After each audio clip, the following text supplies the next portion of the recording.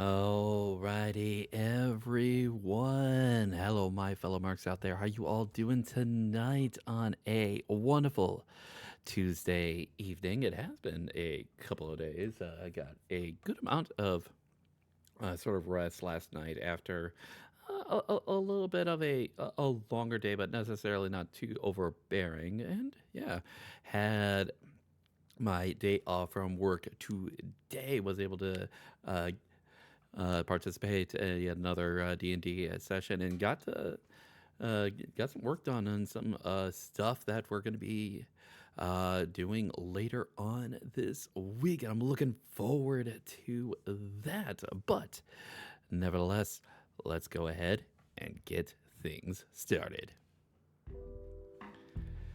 If you ever have problems with brigands, monsters, or the struggles of everyday life, I am the mercenary for the job. I am Zenny, mercenary VTuber for hire at your service.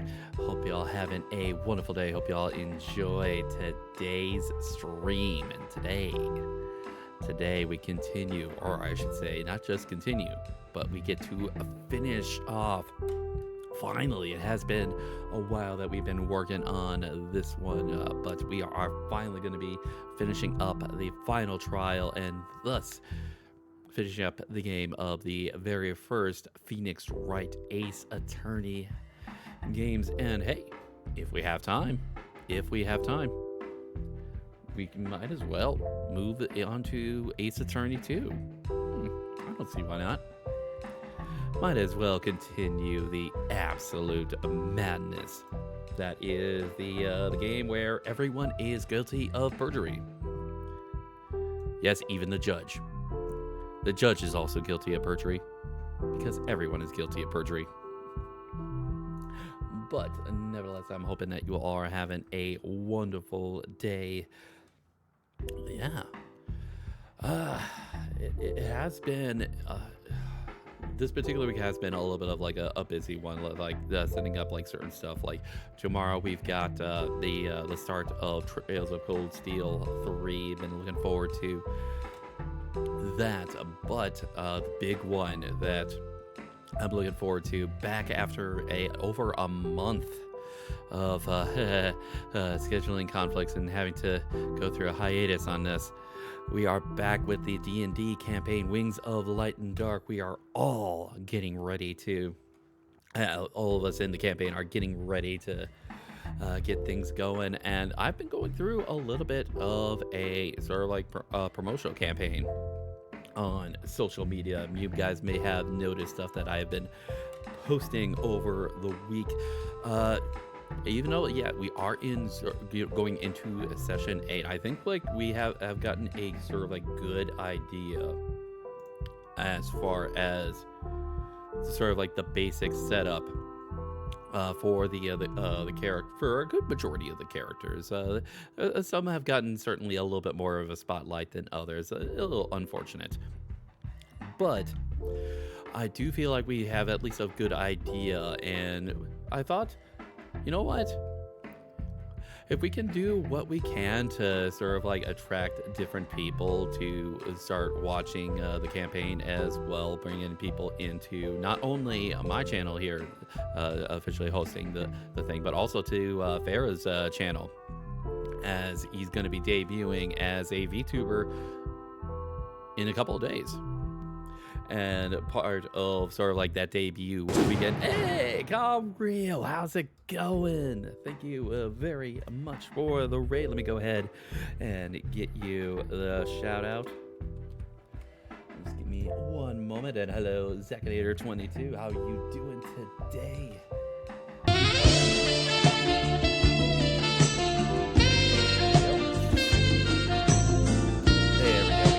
Shout out for our wonderful friend Rio.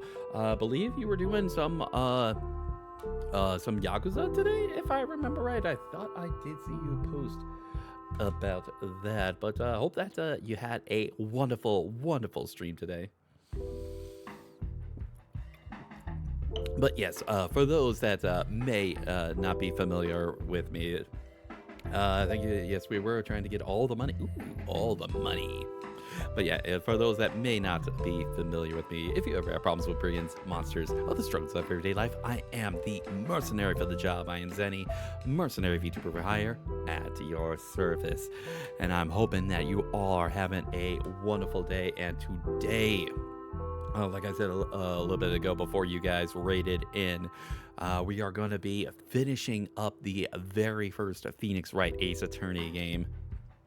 So, and yes, that is also true. That is absolutely true. Comrio, congratulations on the 100 followers. The first truly big stepping stone. It has been.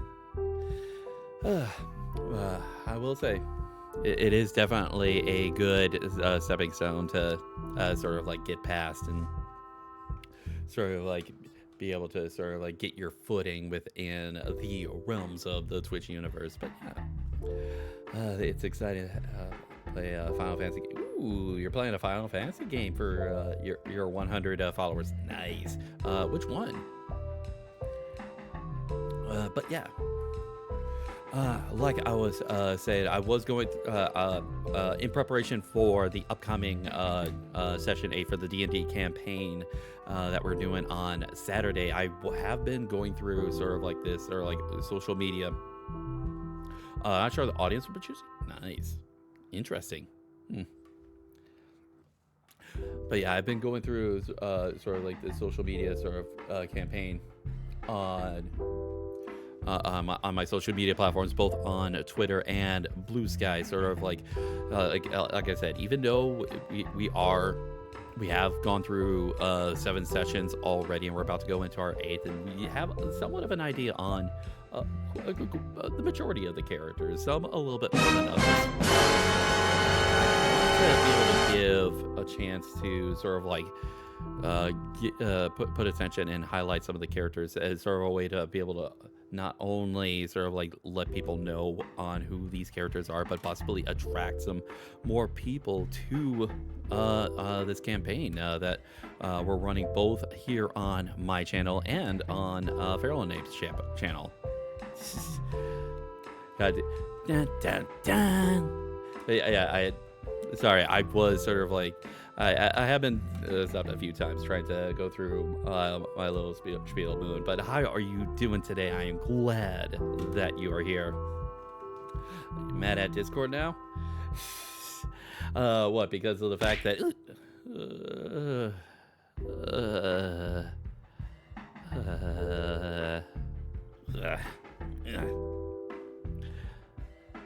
the new layout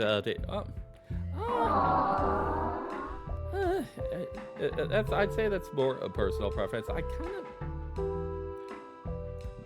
of I have sort of like changed up a little bit on what my Discord layout is, and I think it's fine.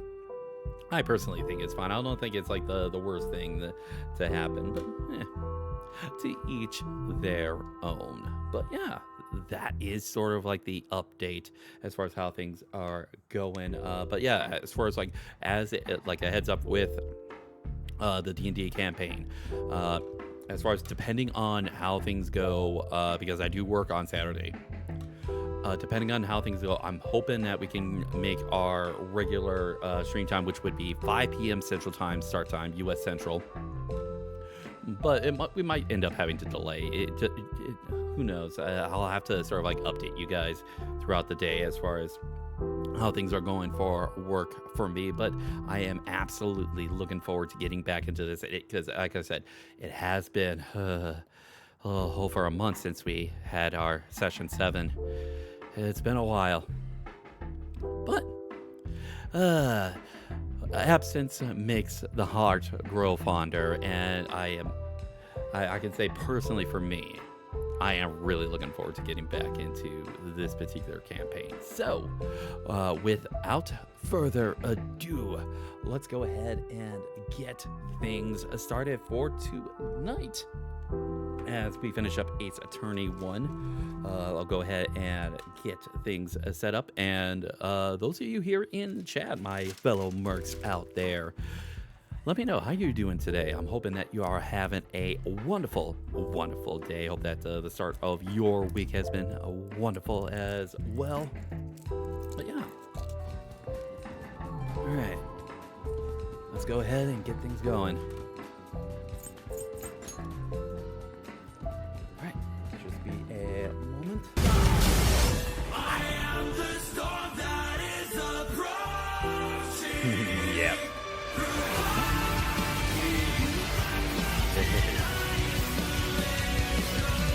All right, let's get right to it.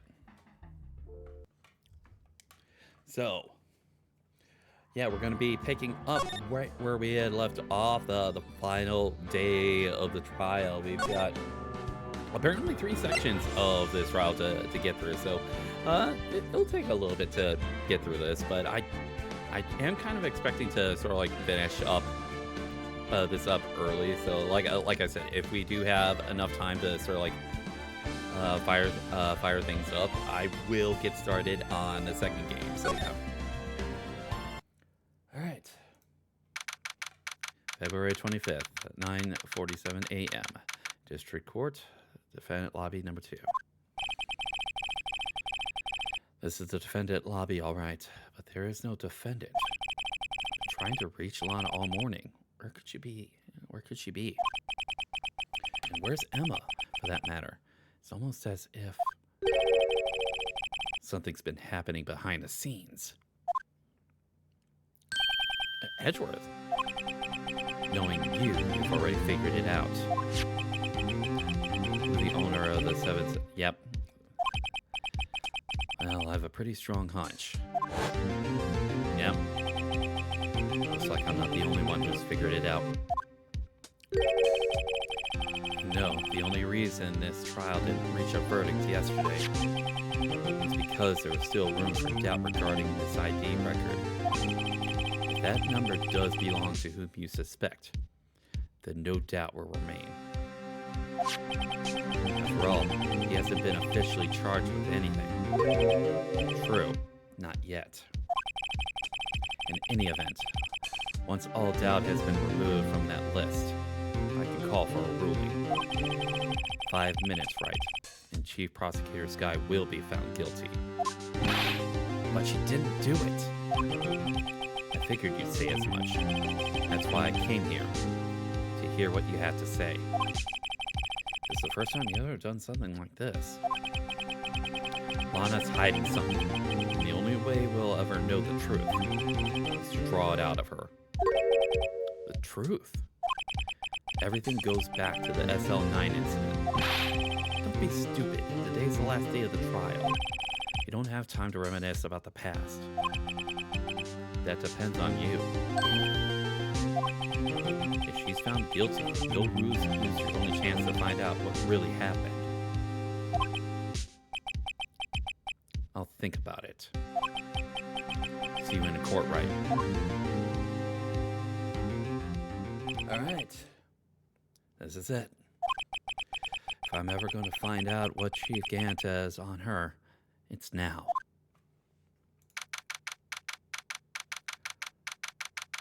All right, to the courtroom.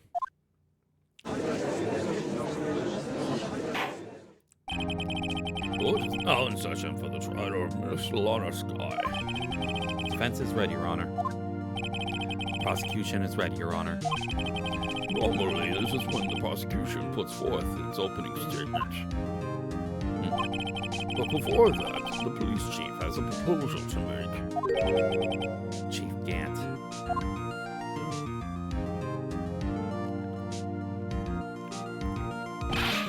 Morning, folks. How's everyone doing? Hey, gee, been back to the pool yet? Oh, I've been drowning enough as it is in my work. Oh, that's a good one. Don't think I can top that. If you don't mind me asking, Chief, what exactly is this proposal of yours?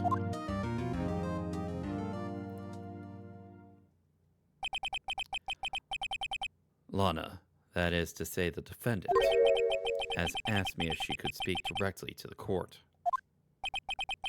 She wants to do what? Having heard what she intends to say, I feel she should be granted her request. In the end, it should save everyone a lot of time and trouble.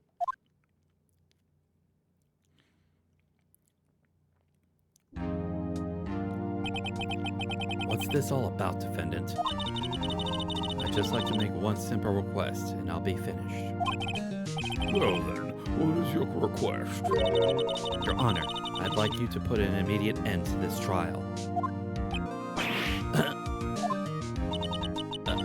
I confess to all charges against me. On February 21st of this year, I murdered Detective Bruce Goodman in the underground parking lot of the prosecutor's office. No, Lana!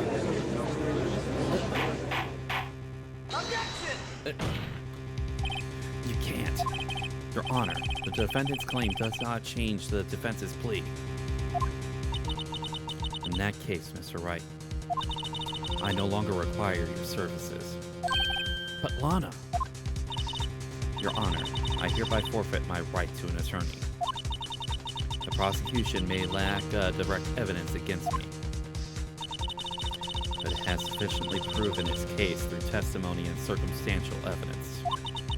I would like you to render your verdict now, if you please. Well, the defendant certainly has the right to self-representation. As for the request is legally valid, although this is an unprecedented situation. Indeed, it appears there is no further need to continue this trial, even if Mr. Wright may feel otherwise. This can't be happening. It appears the time for the verdict has arrived. This court finds the defendant. Objection! One moment, Your Honor. Mr. Edgeworth, The prosecution has not yet proven the defendant guilty beyond a reasonable doubt. Any ruling at this stage would certainly be premature. Come now, Worthy. I understand this is a difficult time for you, but why don't you just be a good little boy and keep your mouth shut?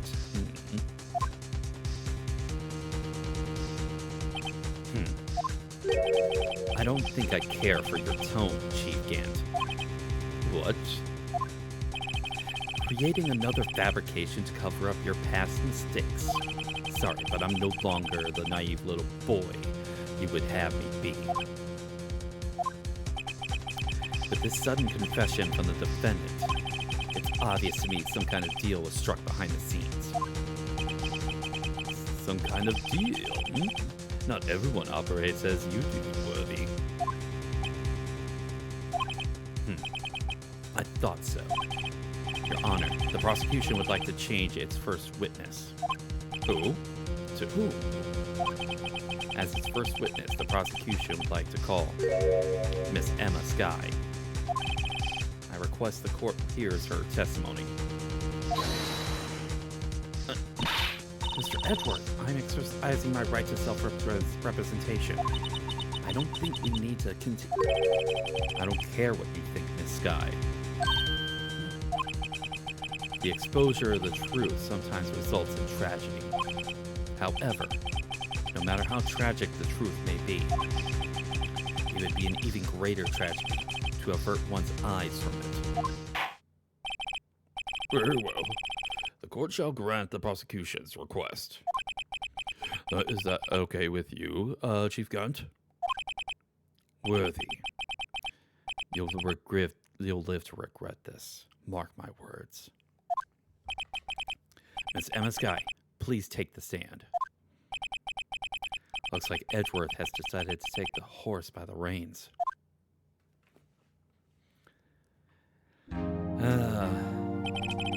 Now then, witness, please state your name and occupation. My name is Emma Skye. My occupation? I'm Lana's little sister, and I wanted to be a scientific investigator. 2 years ago, you encountered the serial killer Joe Dark in the Joe Dark killings. Is this correct? Yes. I'm trying my hardest to forget about that, though. sorry. But I'm afraid I'm going to have to ask you to recall those events one more time. Mr. Edgeworth, please remember this trial concerns the murder of Detective Goodman. Is an incident that was resolved 2 years ago really all that relevant? Yes, it most certainly is. Well, okay then. He sure gave in fast. Now, please testify about what happened to you 2 years ago. The trip to yesteryear has finally begun. It's bound to lead to the truth behind this trial. All right, here we go.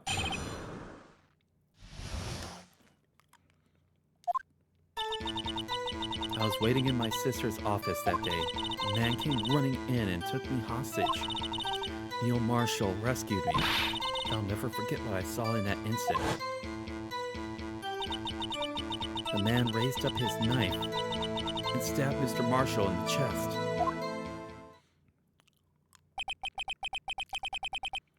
It's a good thing you weren't harmed. I passed out. I don't remember much. That's understandable. However, please tell me, Mr. Edgeworth, what does this testimony have to do with Detective Goodman's murder? That will soon become apparent, Your Honor. You've got to admire him for his courage, considering he has no evidence. Very well. The defense may begin its cross-examination.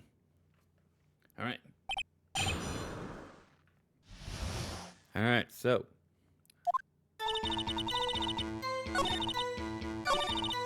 And go ahead and press. Can you tell us about that? Mr. Marshall jumped on dark just then. The lights went out. The lights? It was just about this time of year. There was a terrible storm going on and lightning struck nearby. So the electricity went out. Wait a minute. If it was pitch dark in that room, you shouldn't have been able to see anything, right? Right. But just then, the lightning flashed again outside. That sudden flash left an unforgettable image of the scene in my mind. I see.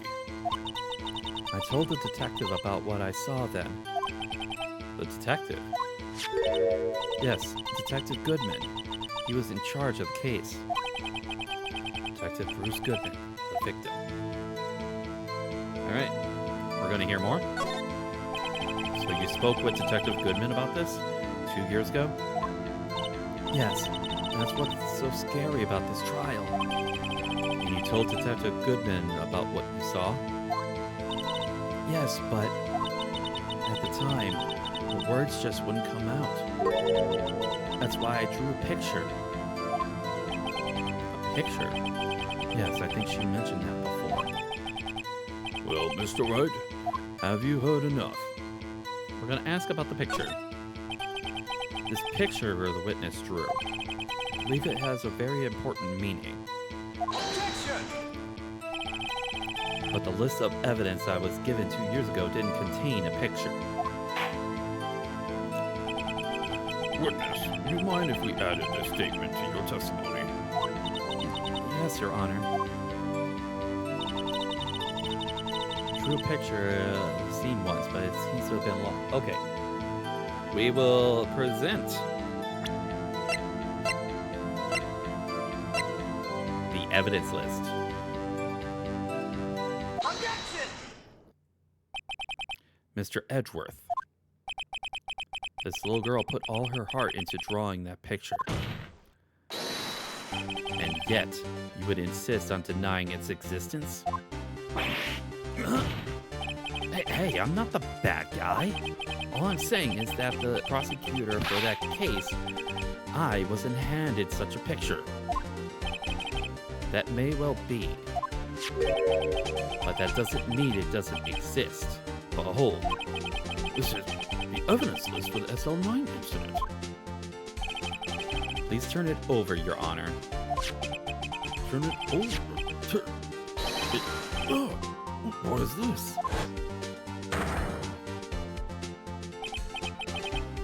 Yes, what is that? Yes, what is that? Hey, that's it. That's the picture I drew. Indeed, two men appear to be wrestling here. Objection! What's the meaning of this? What are you doing with that list? Me? Only the prosecutor in charge should have access to that list. Huh? What's this? They're different from each other. What? It would appear, Mr. Edgeworth, that the evidence list you were handed 2 years ago was incomplete. These two lists fit together to form one. You can see the marks here where they were torn apart from each other. So you see, Mr. Edgeworth, it's quite obvious what happened. 2 years ago, only half of the evidence in the case ever reached you. What? What? Order. But, Miss Sky, why did you draw your picture on the back of such an important list? Because that's what Detective Goodman handed to me in the questioning room, Your Honor. Wait a minute. If this list was torn in half, then that means... Your Honor. Are you all right, Mr. Wright? Your eyes are bulging from your head. If the evidence list was torn in half, then there might be more of the drawing on the back of Mr. Edgeworth's list. Who? Yes, that's quite conceivable, Mr. Edgeworth. It's possible. Let's see.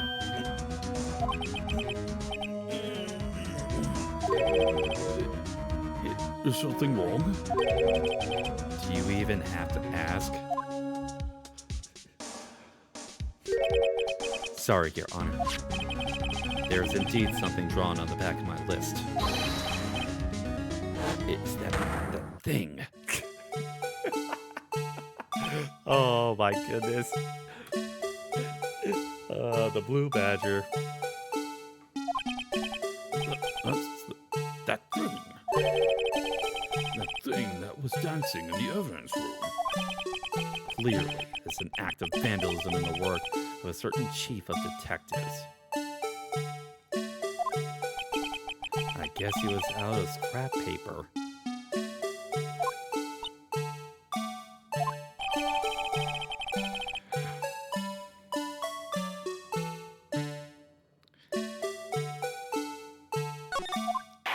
All right. Very well, witness. Will you please testify about this picture you drew 2 years ago? Huh? Oh, yes, sir, Your Honor. What's wrong with Emma? She seemed to be thinking about something when she was looking at the picture. All right. This is the picture I drew 2 years ago. The flash of lightning was so bright all I could see were shadows. After that, I must have fainted. This picture shows exactly what I saw in that instant. To think a flash of lightning could burn such an image in your mind. Thanks to that, though, she was able to show us exactly what she saw. Well, I don't see any contradictions here. This clearly shows Joe Dark about to murder prosecutor Neil Harshall. The defense may now begin its cross-examination. All right.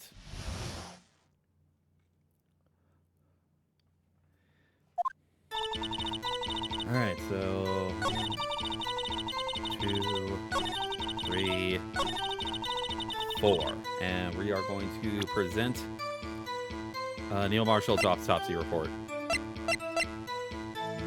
Objection! I hate to be the bearer of bad news, but this picture the witness drew contains a blatant contradiction. Oh, what? But I still remember like it was yesterday. Mr. Wright, perhaps it would be faster if you simply pointed out this contradiction for us. What part of this picture contradicts the autopsy report? All right.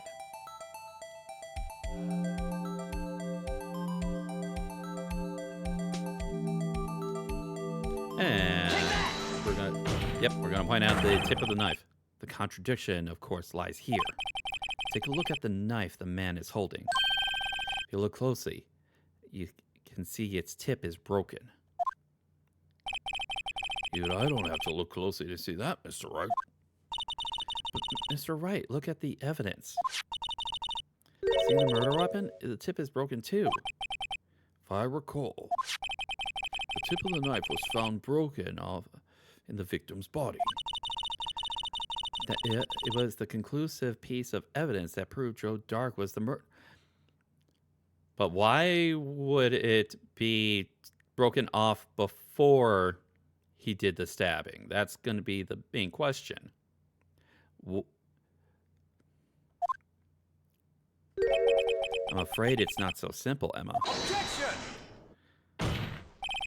And where, pray tell, could you possibly see a problem? It's obvious, really. The victim suffered a single stab wound to the back. If the victim was only stabbed once, then the murder weapon should not yet be broken. What's the meaning? Objection! Perhaps the knife was broken beforehand. Then why was it found within the victim's body? Objection! Sorry, but I'm afraid that's not possible. The tip of the knife was found inside the victim's body. If it was broken beforehand, it could possibly wind up there. It couldn't possibly wind up there. That's right, but what does this mean? Objection! The tip of the knife was undeniably discovered within the victim's body. The only possible explanation is the witness' memory is mistaken. Objection! That's why I asked her so many times if she was sure she remembered correctly. I believe you were annoyed at that time. But she was sure she remembered correctly. But there's no other way to explain this inconsistency. Unless Neil Marshall was actually stabbed beforehand. Objection! Not so fast, Mr. Edwards. There is another explanation. Have you forgotten already about a little something called falsified evidence? You're treading on thin ice, right? All I'm saying is that this broken knife tip might be the piece of evidence that was forged. Can't deny the possibility.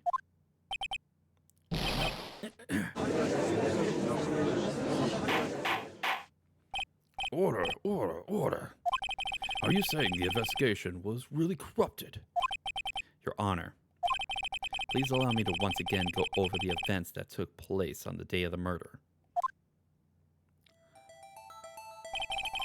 The police department and the prosecutor's office were holding a ceremony that day. After receiving the King of Prosecutors Award at the ceremony, Neil Marshall questioned Joe Dark along with Damon Gant.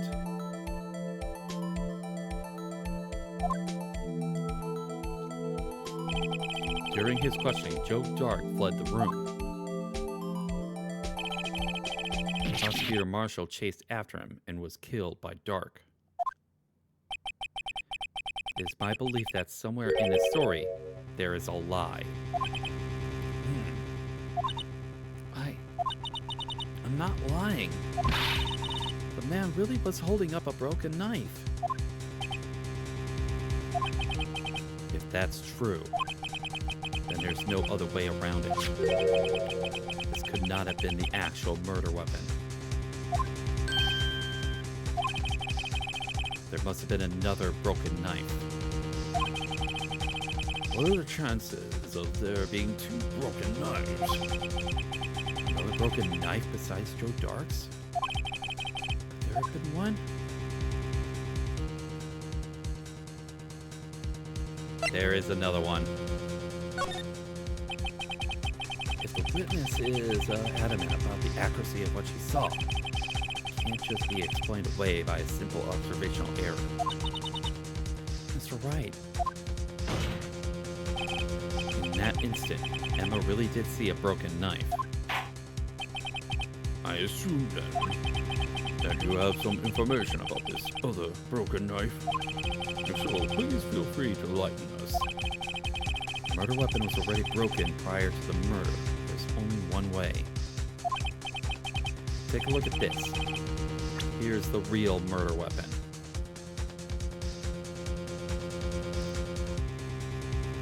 I think I know exactly what he's... Yep. Take that! The answer lies in the past. 2 years ago in the past. Right here inside this picture. This is a picture of the award ceremony. What is it? What is it, Mr. Edgeworth? It's the broken murder weapon. Notice the award Prosecutor Marshall is holding.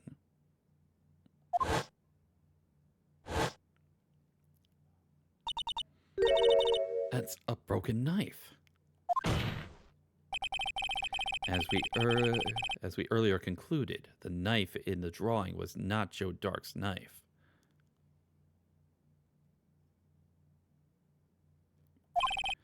That being the case, the knife the witness saw was in all likelihood from this award.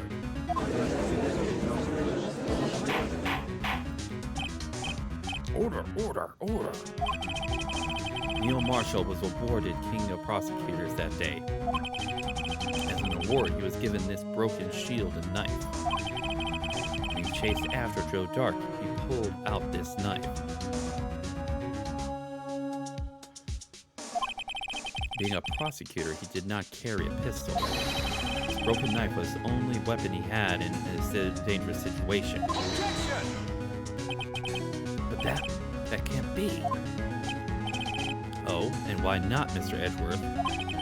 Because if the King of Prosecutors Award knife was the murder weapon, then the murderer and the victim would have been reversed. What do you mean? This man raising the knife would have been Prosecutor Neil Marshall.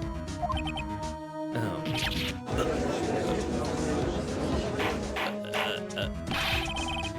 But the prosecutor was the one who actually died. That's true.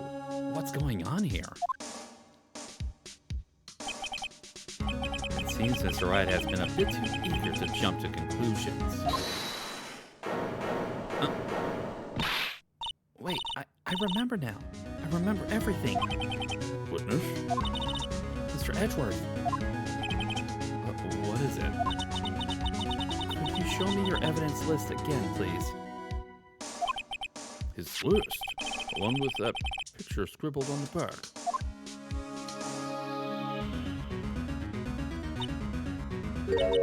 I knew it. This picture. I'm the one who drew it. What? You drew that?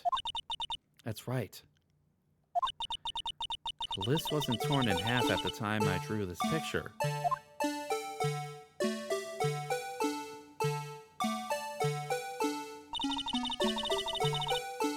All this time I've been trying so hard to forget. I must have locked this part way deep inside of me. Perhaps it would be best if we added this to the witness's testimony. Would you please tell us what you recalled, Miss Skye? Yes, Your Honor. First the knife mix-up and now the blue badger? This should be interesting. Alright, here we go.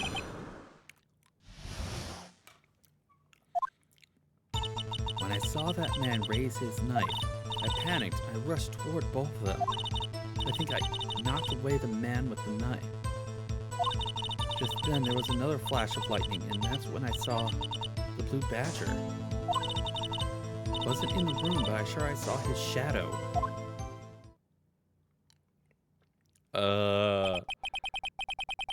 What? This is certainly most unusual. Objection! Try impossible. The chief of detectives hadn't even designed him until this year. That would mean he didn't even exist 2 years ago.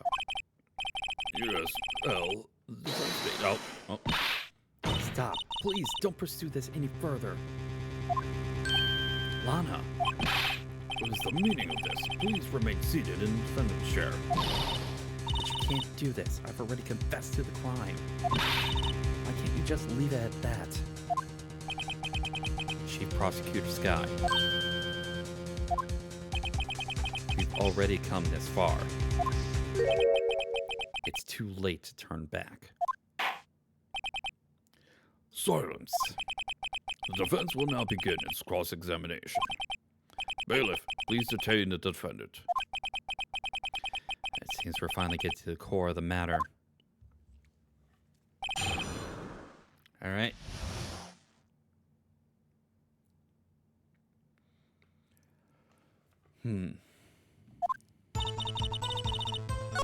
All right, so we're gonna press the fifth statement.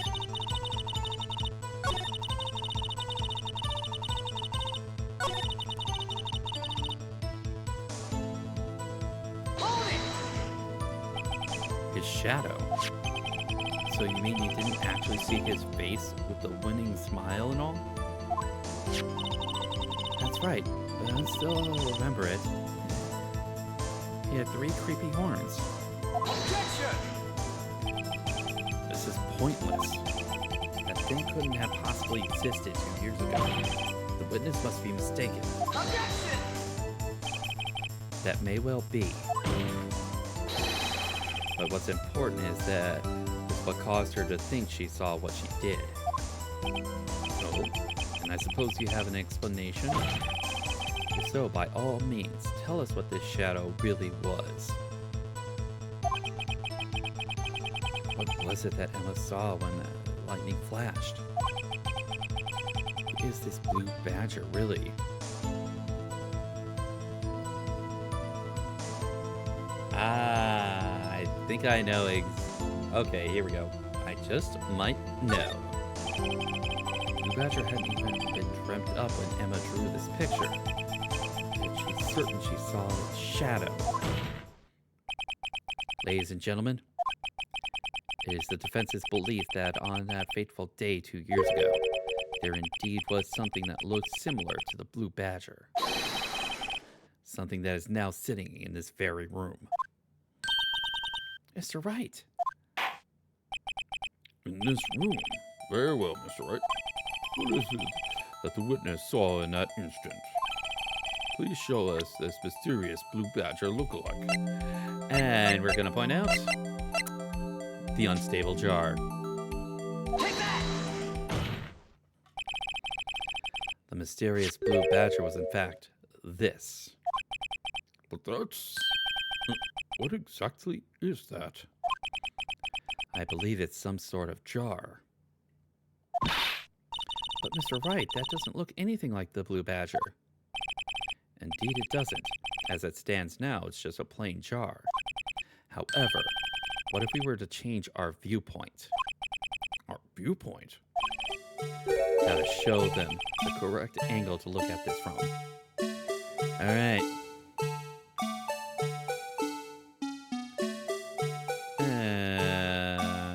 Here we go.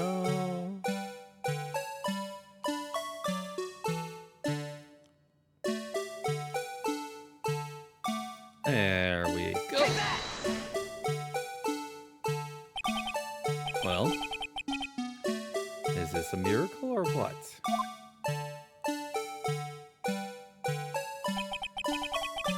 No one could possibly deny this jar's resemblance to the blue badger.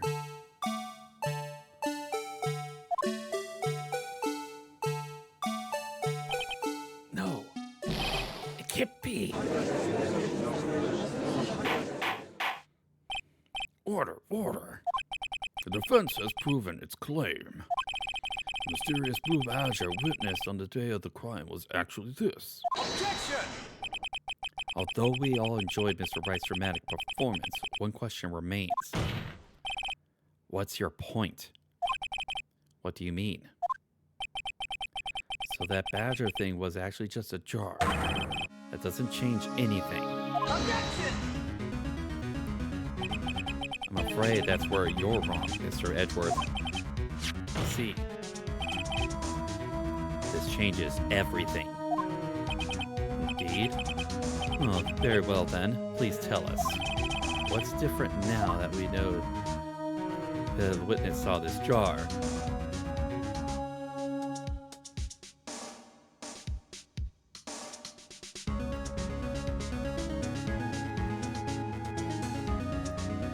All right.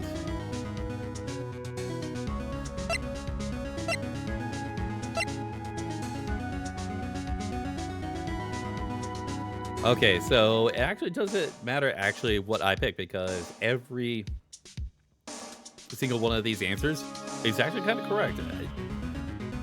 Everything changes. So I am gonna say, just for the sake of dramatic, I'm gonna say the murderer. Allow me to take these in turn.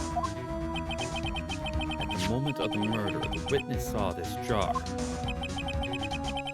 At a very specific angle, I might add, Mr. Wright. Yes, well, knowing this, where could she have seen this jar? Where? The location of the jar is shown in a picture taken on the day of the crime. It's on a shelf in the office of Dammit Gant. Objection! But the body was found lying near Lana Sky's desk. The witness testified so herself. Objection! Yes, and it is these two facts that reveal what actually transpired. You see, the struggle between Dark and Marshall did not take place in Lana Sky's office. It happened on the other side of the room in Chief Gant's office. Objection! Are you implying the murderer moved the victim's body? From Dammit Gant's office to Lana Sky's office? Yes. Why would he do that? There's no reason. Exactly. If there wasn't a reason, he wouldn't have gone through all of the trouble. The only logical conclusion is that there was a reason. You know what that reason was, Mr. Wright?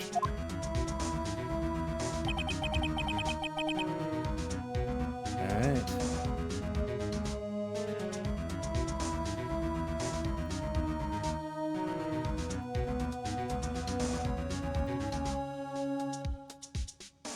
Alright, I finally figured it out.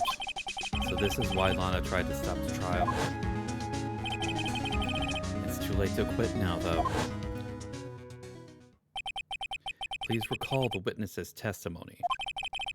She said she knocked away the man who was holding up the knife. In the next instant, the jar was hit and flew through the air. Now tell me, what could have sent the jar flying? That would have to have been the impact of the man who made when he was knocked into the wall. Ladies and gentlemen, if I may draw your attention to this picture once more.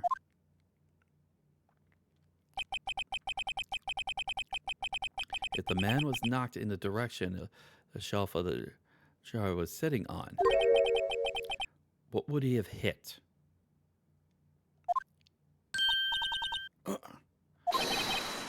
The suit of armor, holding a very sharp and dangerous-looking sword. Yes. And since the man who was knocked into the armor was carrying a broken knife, he would have to have been Neil Marshall, wielding the King Prosecutor's trophy. No, Mr. Wright, you can't be thinking. Yes. There is another possibility of what actually transpired in that room. Another possibility.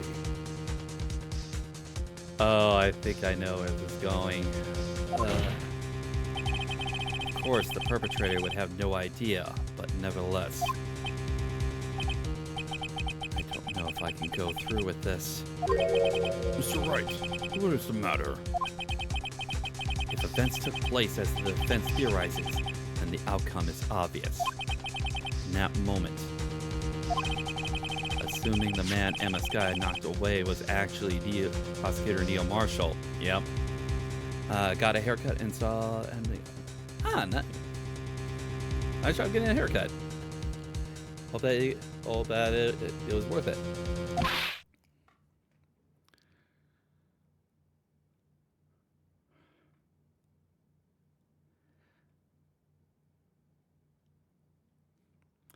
She was protecting her sister all this time. You mean Mr. Marshall died because of me? Yeah, I did see Blazing Knight's post afterwards.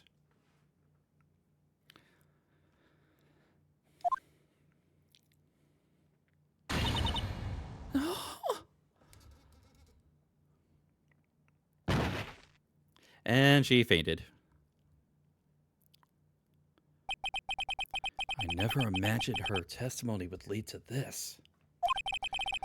So it was the witness who took the victim's life, and then proved so with her own testimony.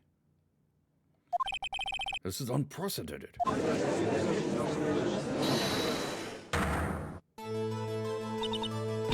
What are you saying?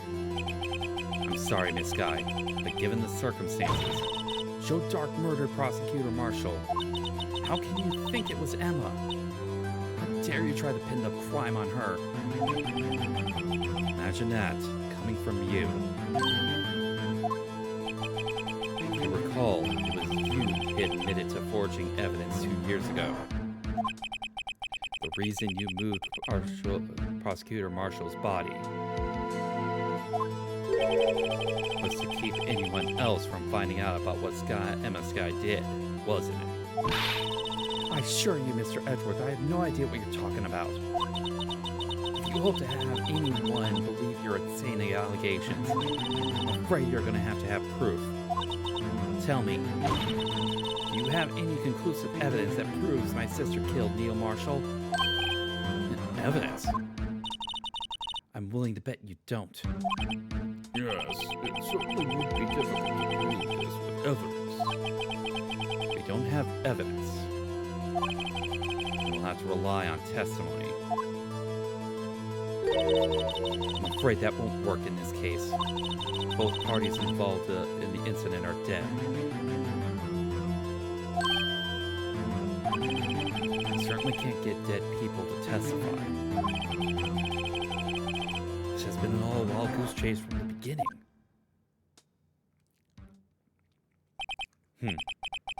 Touché, Miss Sky. Of course, that only leaves us with one possibility. You mean there's still another possibility? What do you mean, Mr. Edgeworth? I mean the possibility that the victim has left us a message. For better or worse, Mr. Marshall did not die instantly. He may have left behind the name of the person who took his life, in one manner or another. That's impossible. Well, Mr. Wright, is this the only possibility left for you? A message from the deceased. Does such a message exist? I have to think back on the court record. The real murderer's name that the victim left behind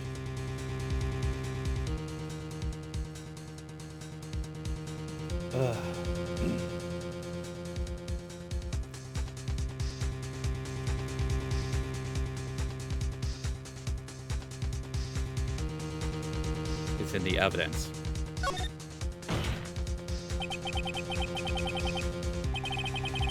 This message from the deceased is already in our possession. Mr. Wright! Will you stop at nothing to prove my sister a murderer? Do not be mistaken, Miss Guy. Our purpose is not to accuse Emma of any crime. There's only one thing we seek. The truth. No matter how painful it may be. Now then, Mr. Wright, please show us a piece of evidence that conveys the message from the deceased.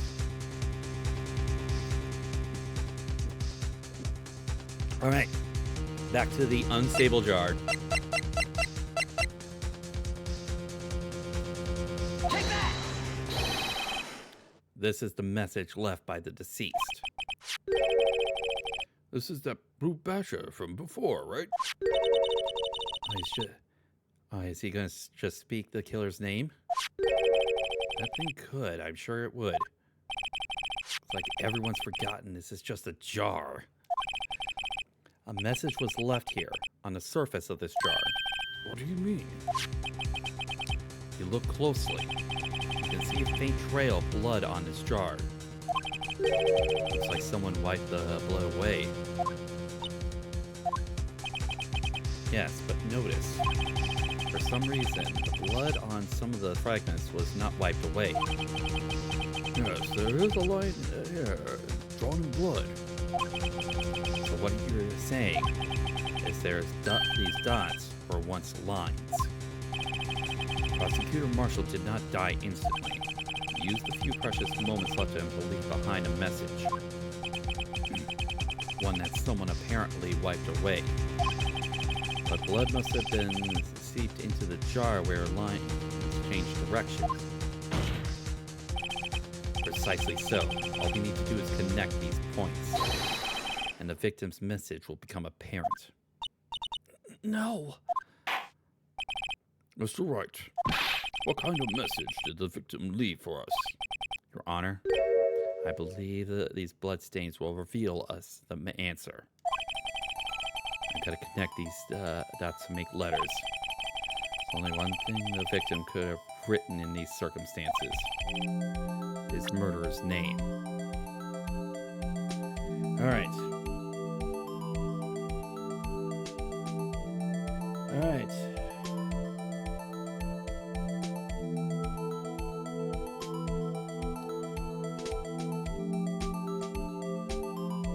And bump. Bump. Bump.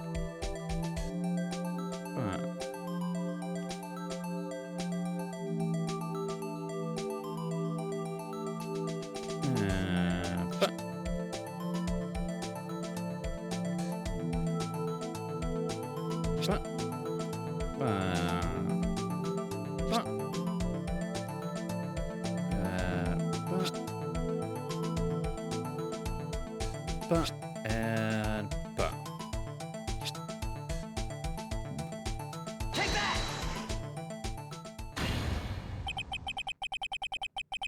it's a defense attorney's duty to prove their client's innocence. That's why all I've been thinking about is saving Lana. After all my efforts, I never thought I would turn out like this. Emma. So this is the final message Prosecutor Marshall left behind.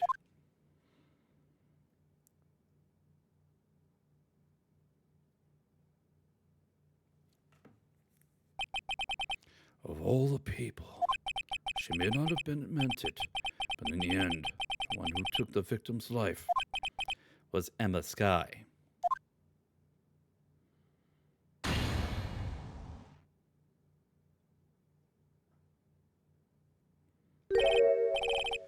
Seaworthy, I can't say I didn't warn you. Chief Gant. Do you understand the implications of what you've done? What? What are you talking about? 2 years ago, Joe Dark was sentenced to death. He was convicted because of his final murder. I believe you were the prosecutor in the case, were you not? Yes, Worthy. Because of you, an innocent man was sentenced to death. The jury's still out on that. From what we're gathering, he was responsible for the other murderers, even though there wasn't any sort of like solid evidence. But something tells me that Joe Dark was specifically responsible for the rest, but we'll have to see. Not only that, but you used forged evidence to ensure his conviction. Objection! But Joe Dark really was the serial murderer. That's undeniable. I'm afraid that's not important. Didn't you know we aren't defenders of justice? What? We're merely keepers of the law. Sentencing a man to death is no light matter, even if there wasn't any cover-up or evidence forgery. Ultimately, the responsibility falls on the prosecutor in charge. Despite what anyone may say, this fact cannot be denied. What's going on at the prosecutor's office? I think just stand there like it wasn't his fault. Order!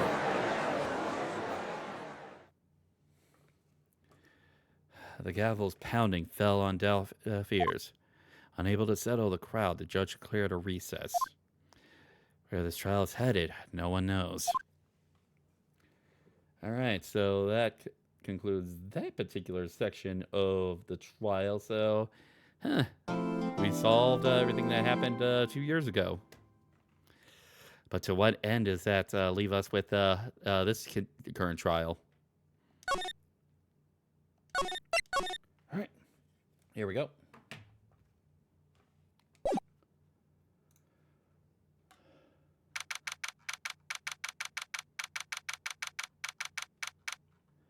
All right.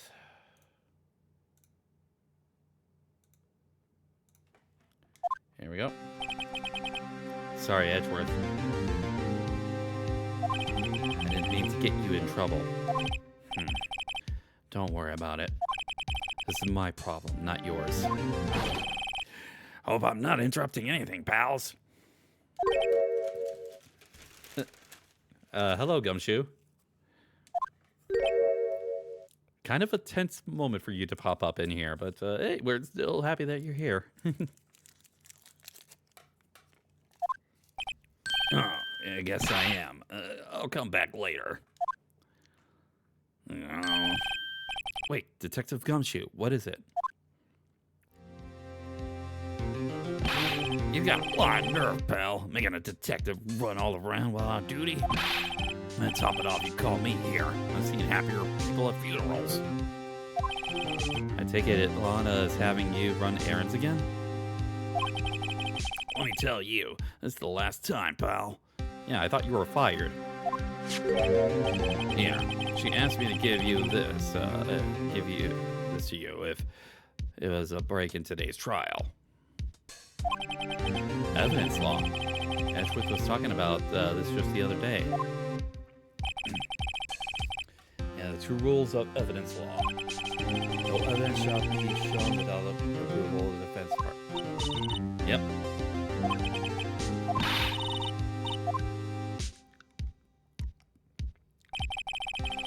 The chief prosecutor also wanted me to give you a message. A message. She said, if you're planning on taking him on, you're gonna need this book. Yeah.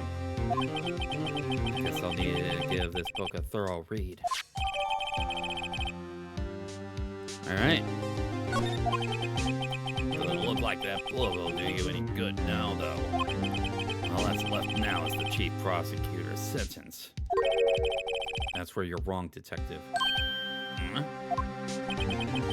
Haven't you figured it out yet? Why I'm still sitting in that prosecutor's seat? Despite all these allegations being thrown at me?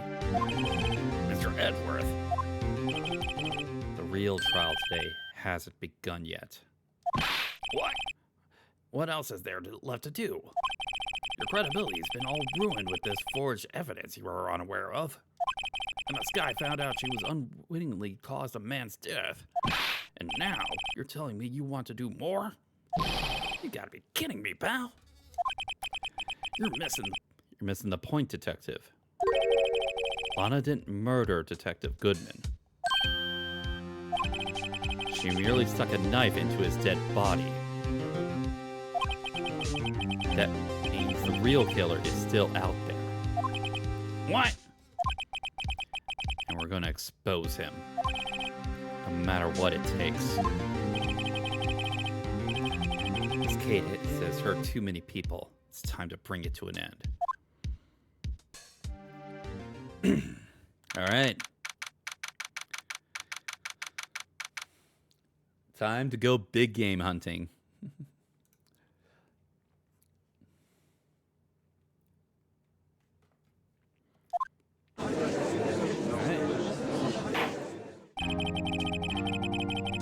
Court will now reconvene for the trial of Miss Lana Sky. Mr. Edgeworth. Yes, Your Honor. The inquiry committee is planning to impose harsh penalties on your actions. Thank you for the news, Your Honor. Yes, well, normally this is where the prosecution calls forth a witness, but this isn't easy to say. You see, there's some concern that you, Mr. Edgeworth, may have, Struck a bargain? You think I may have manipulated the witness?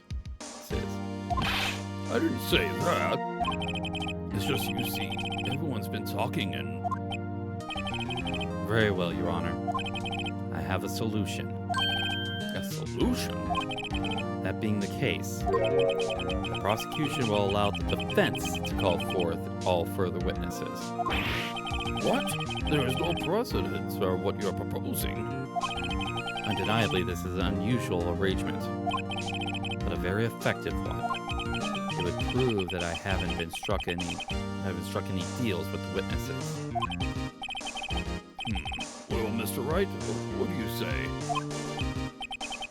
Unbelievable. Edgeworth has found a way to continue the trial. Very well. The defense accepts the prosecution's proposal. Then it is settled. The defense may now call forth the next witness. Mr. Wright?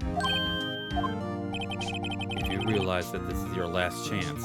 You call the wrong witness. This trial's as good as over. The defense calls. All right.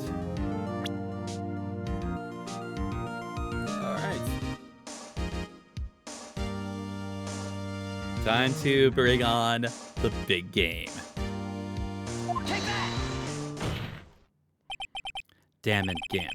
The defense calls Damon Gant to the stand. Damon Gant? What does that he have to do with anything? As the defendant's partner 2 years ago, Mr. Gant has first-hand knowledge of the crime. I feel we should hear what he has to say about it. As luck would have it, he should still be in the courthouse. He would also be the least likely to have been manipulated by me in any way. Wouldn't you agree, Your Honor? True. All right, bailiff. Please escort Mr. Gant to the stand.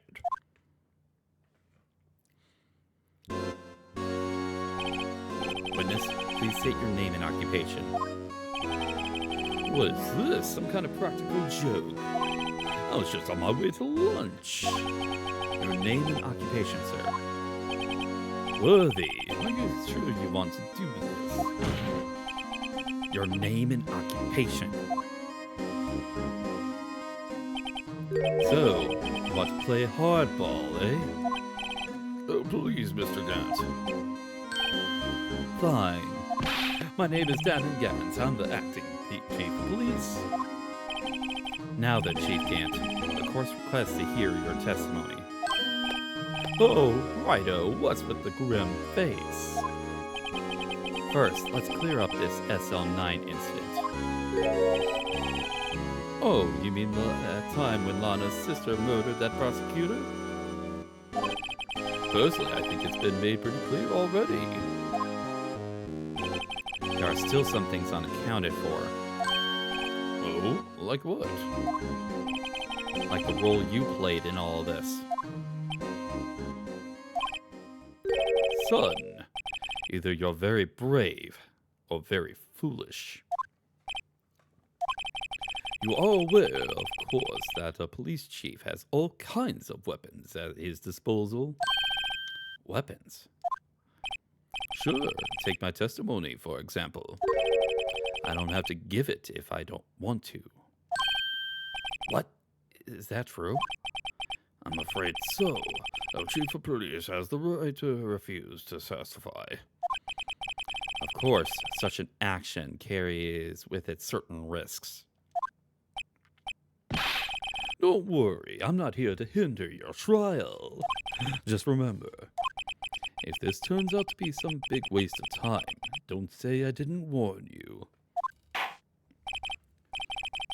Very well. The witness may now begin his testimony. All right. As I recall, Neil and I were questioning him that day. To make a long story short, we slipped up. That power outage didn't help either. When I went to my office, I found Lana there. Apparently, she had already arranged the crime scene. As you can see, I had nothing to do with the forgery.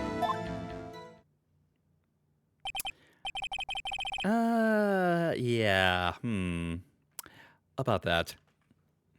Is that when Doc was arrested? Him? He was lying on the floor unconscious.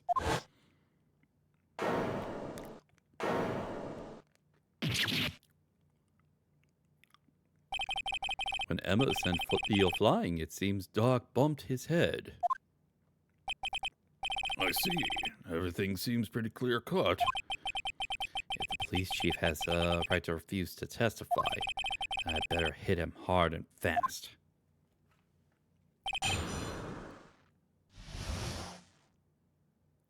All right.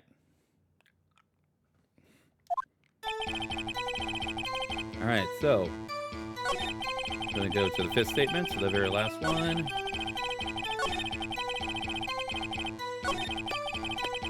And time to present the unstable jar again. Objection! You claim you had nothing to do with the forgery, but I'm afraid that is a claim you cannot back up. Explain yourself. Several pieces of evidence were found in your office. Take this jar, for example. That's the blue badge you showed us earlier. A piece of this jar was discovered in your safe. Not only that, but the evidence list I presented earlier was actually found inside your desk. Was found where? You see, Chief Gant, these articles of evidence uncovered in your office are full concrete proof that you also played a part in the illegal investigation.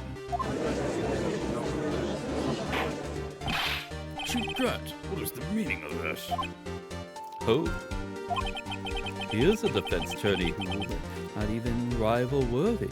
Maybe even rival-worthy. So you admit to it then, that you were involved in the forgery? Who, me? Or do you mean you? Me? Why would I have anything to do with that? Well, you were the one who snuck into my office when you found this evidence. Prosecutors aren't the only ones capable of forging evidence, you know. Defense attorneys can also do so too. Isn't that right, Righto? Objection! However, Detective Gumshoe was present during the investigation. Worthy, my boy. Not even detectives are exempt from the law. Rest assured, Dick will receive his due punishment. What? AO? Dick will receive his due punishment. Uh, moving along. If Detective Gumshoe's salary drops any further, he'll end up paying to. I think like he was already fired. Wasn't he? Wasn't he told to turn in his badge, or at least his ID card? Yes, well, in light of the detective's presence, please give us your testimony regarding these pieces of evidence found in your office and their relation to the forgery that took place at the crime scene. My. Kids these days no longer know how to put two and two together.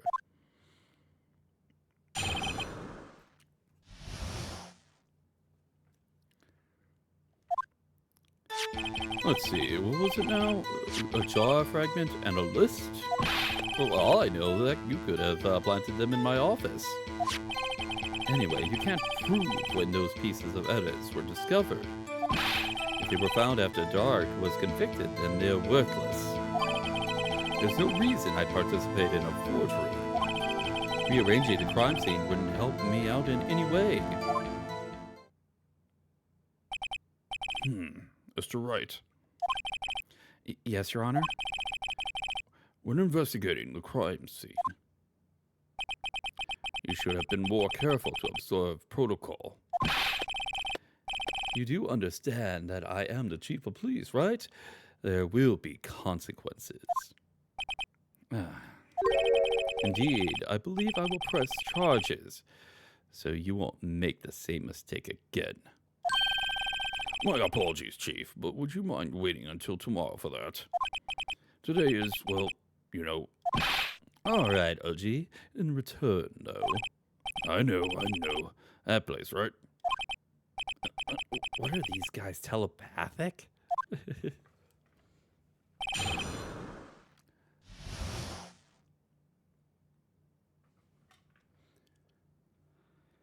All right, so cross-examination time. We will press on the final statement once again.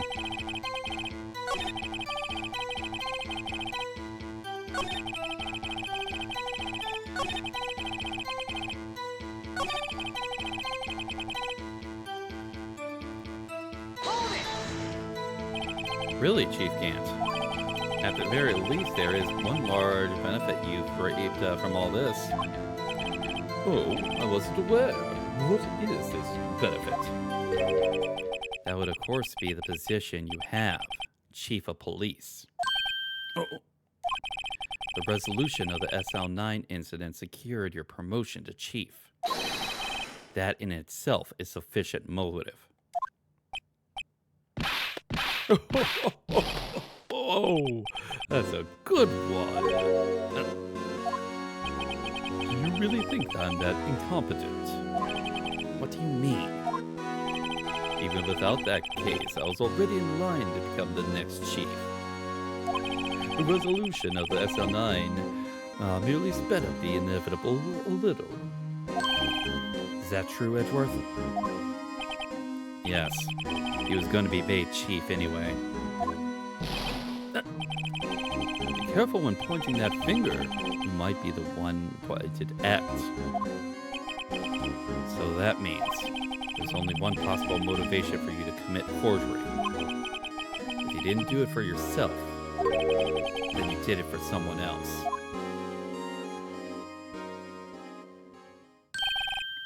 Don't be silly, Worthy. You know me better than that. There are only 3 people I look out for. Me, myself, and I. There, it's out in the open now.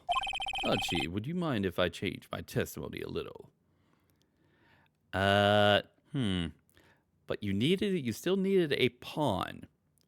And with a possible little sister possibly being charged with a accidental murder, I don't think that would have put that particular pawn in a good position to get her specific role in all this.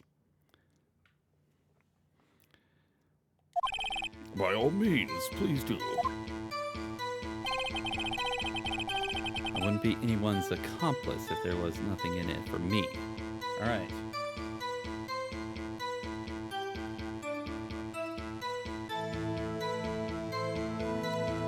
All right, time to press.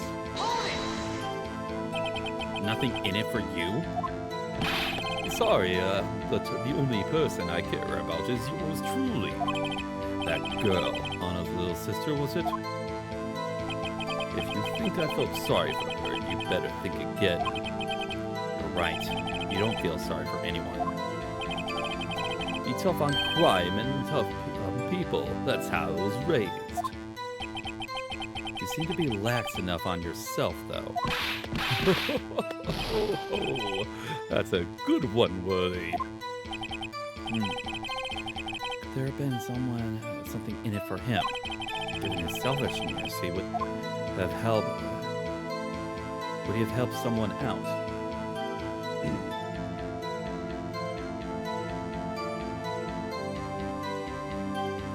Yep. He will point out the accomplice. True, you might not help out anyone for their sake. I was gonna. Ooh, nice.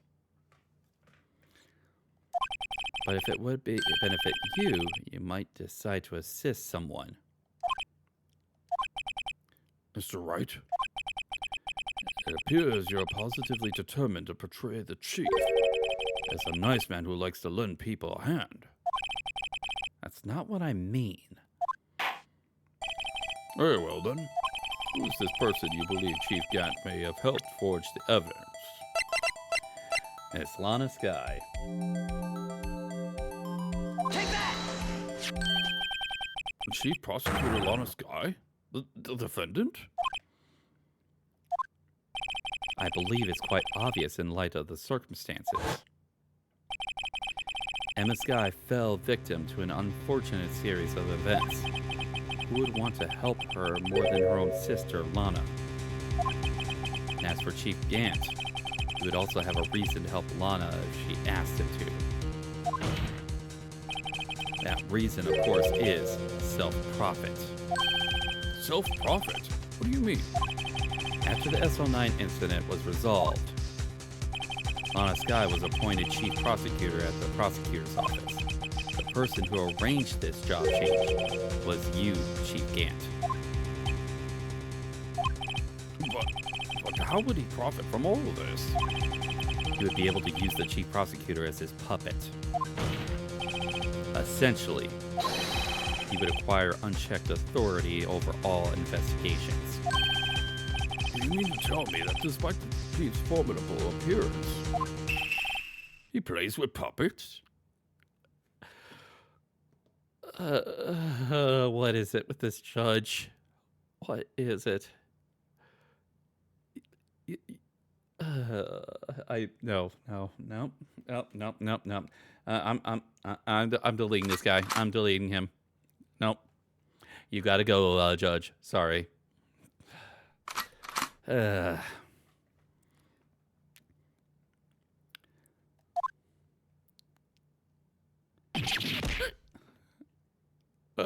Wait. You must mean puppet, as in someone forced to do his bidding. Never mind. Admit it, Chief. You assisted Lana Sky in forging evidence. Her motive to appoint her as chief prosecutor so you could control her. Righto, my boy. You have quite an imagination. Let me ask you something. What? Do you have any proof of this? That I control Lana? For example, is Lana testifying that I've done such a thing? Lana. She's keeping quiet to protect Emma. There's no way she'd testify against Gant. I'm afraid without any proof, this is all amounts to nothing more than mere conjecture. Unless that is also what happened in this incident. This incident? Which one would that be? Of course I'm talking about the murder of Detective Bruce Goodman. The chief prosecutor has been acting strange throughout this entire trial. Almost as if someone had been controlling her.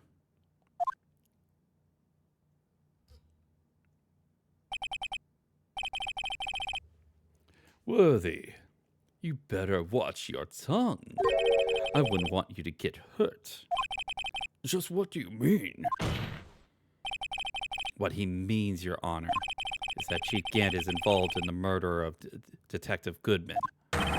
Not only that, but the Chief is now making Lana take the rap to cover up his involvement.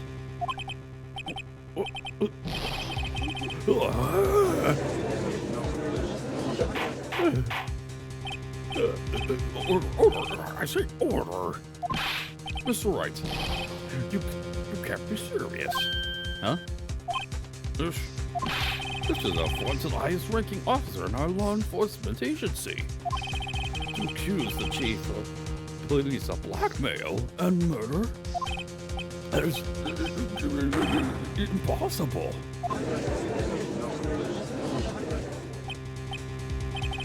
Your Honor, I was merely reiterating what Mr. Edwards said in an easier to understand language.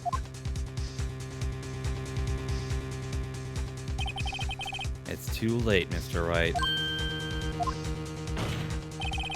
There's no turning back for us now. Looks like he's the one decided to go through with this.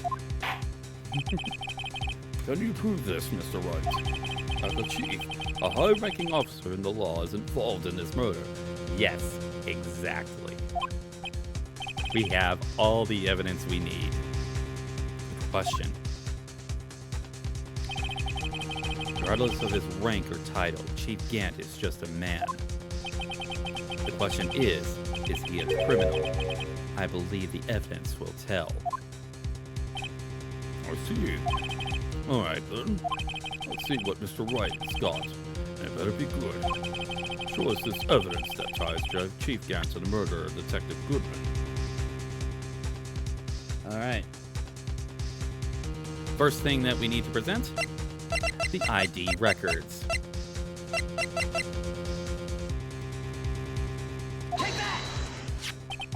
This is the ID card list.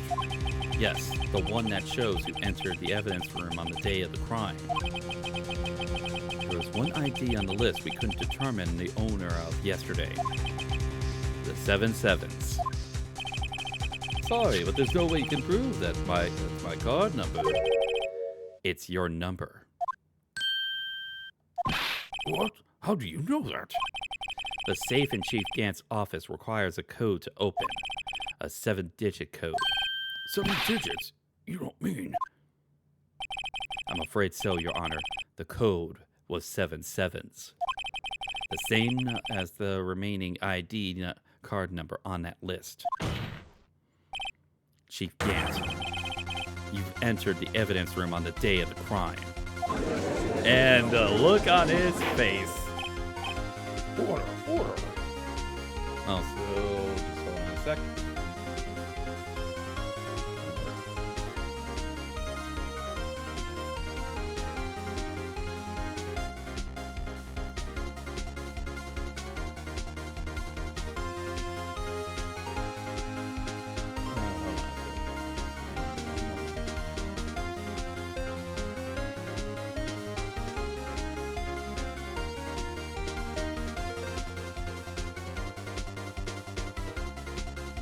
Oh, right.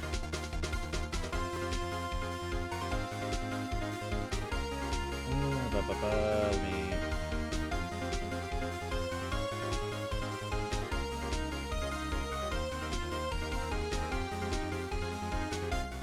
Alright. Hold on a sec.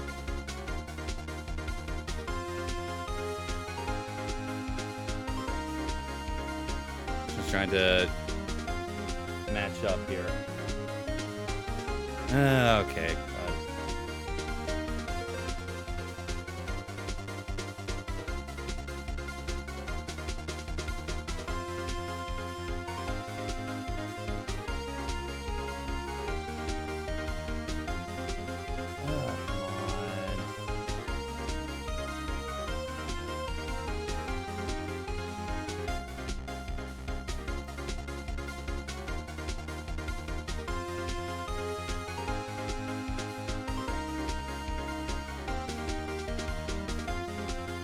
There we go. I think I got it. Okay. So we're good. We're good. Maybe not. Oh boy. No, I'm just gonna move myself over here. Alright. I do apologize about that. Chief Grant, what do you have to say? Nothing. The defense search of my office was in violation of regulations. And I will demand Mr. Wright to be punished to the maximum extent of the law. But right now, this court demands an explanation from you about the use of this ID card. Chief Grant, so you admit it? You entered the evidence room on the day of the crime? What about it? I'm the chief of police. Whether it's the evidence room or the bathroom, what's the difference? I can go anywhere I want. Tell me, when you entered the room, were you alone?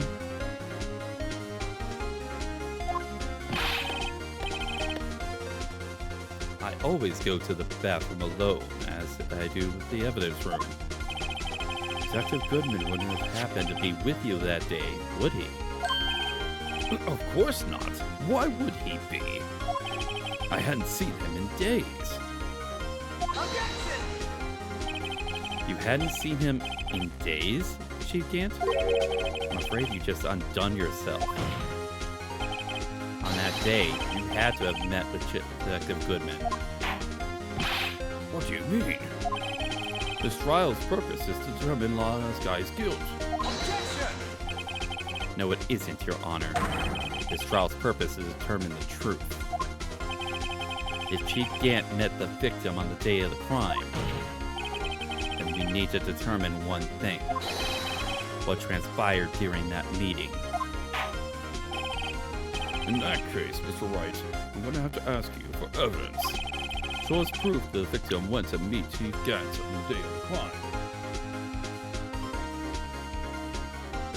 Alright, the lost item report is what we need.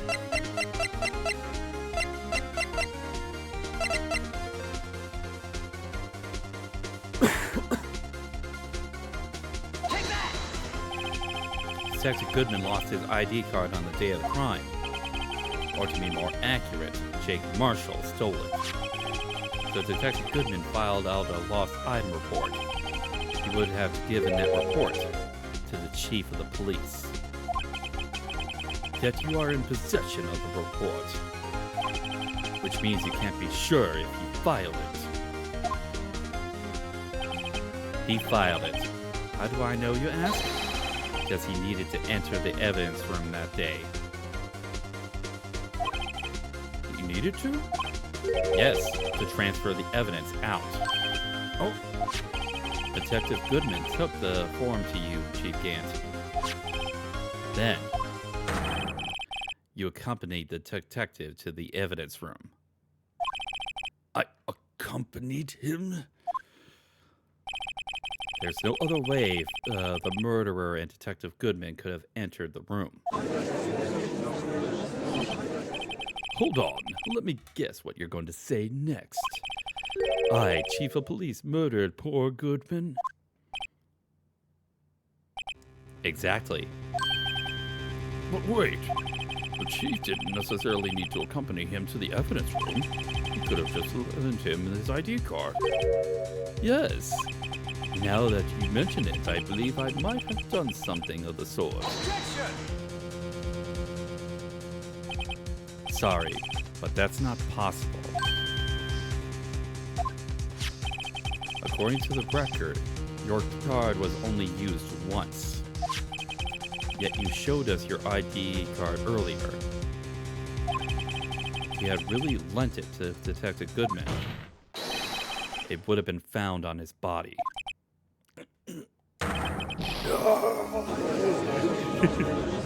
Oh boy. He is falling apart. Chief Gant, you didn't. The murderer was most likely a spur-of-the-moment crime, for no one in their right mind would choose the police department as a place to commit a murder. After the murder, you contacted Lana at the prosecutor's office. Why? To dispose of Detective Goodman's body, of course. You're forgetting, Mr. Wright, that the victim's body was discovered in the prosecutor's office parking lot. How did he manage to move it there? I was at the police department the entire day, you know. And everyone was aware that Lana stayed at the prosecutor's office after the ceremony. Everyone except me, it seems. Still, you're the chief of police. You had an entire police force at your disposal. Oh, so you think I ordered an officer to do it? Hey, you, take this here dead body over to the prosecutor's office. I don't think so. Chief Gant, you left all the evidence we need to prove how you moved the body to the prosecutor's office. All this time, I thought it was a useless tool. Who just taken up space? How could the chief have moved the body? Mr. Wright, show us the evidence. To move the victim's body, Chief Gant used this.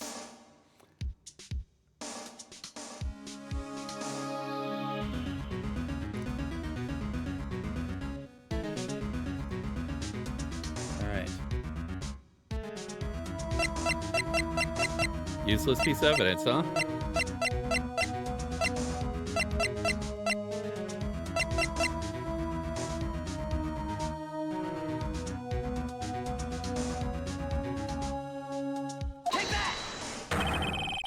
This is how exactly. This is how he moved Detective Goodman's body. What's that? A screwdriver? What does that have to do with this case? Mr. Edgeworth, think back to the day of the crime. What is this screwdriver doing here? It's here because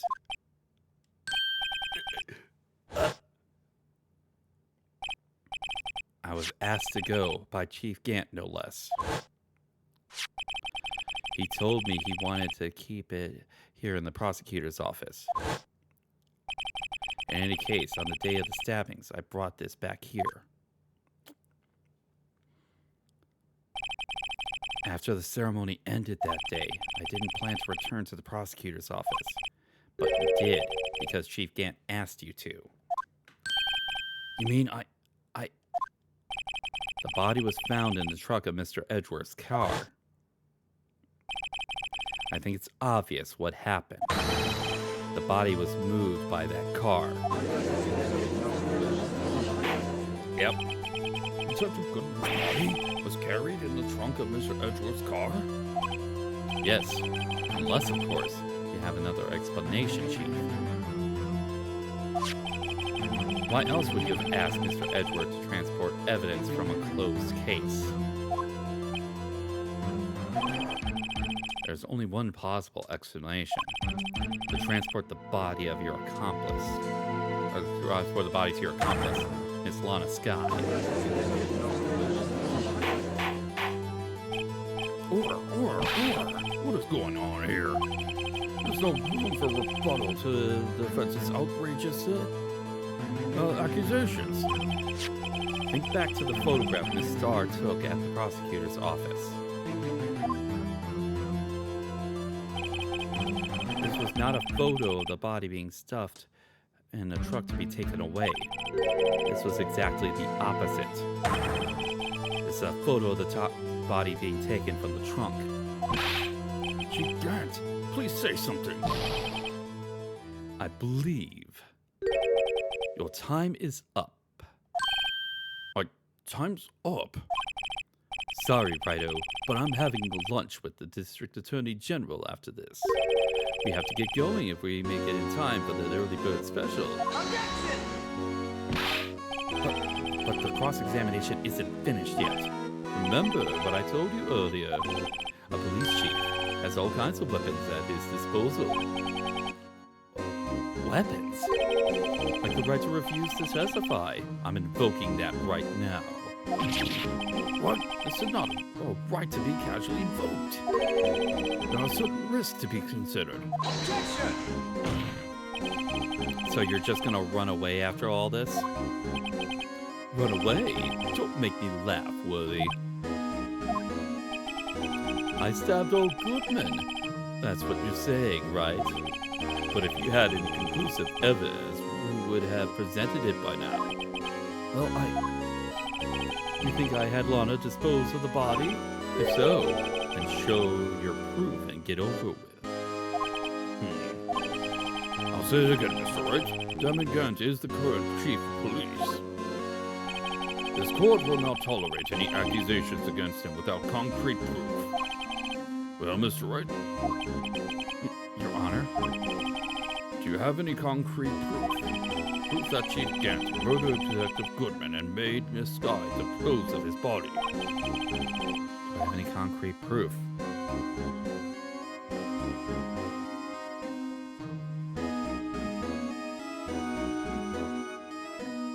I have no proof yet.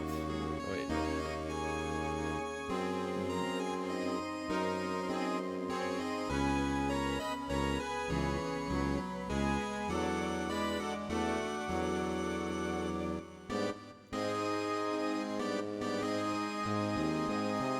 Yeah, I mean... Okay. No, you showing evidence I'm not even sure of myself. No, Your Honor. At present, I have no conclusive evidence. CLG? In that case, this court is forced to penalize you for your allegations against the chief. What? Here's a tip. Never gamble on what you can't afford to lose, righto. It seems that Lady Luck was on my side again today. Okay, OG. I'll leave the rest to you.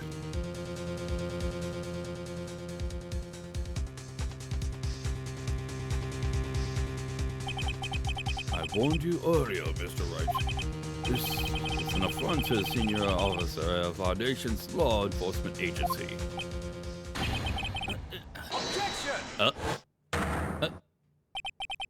Lady Luck, Maybe we should have a word with her. Mr. Edgeworth, what do you mean?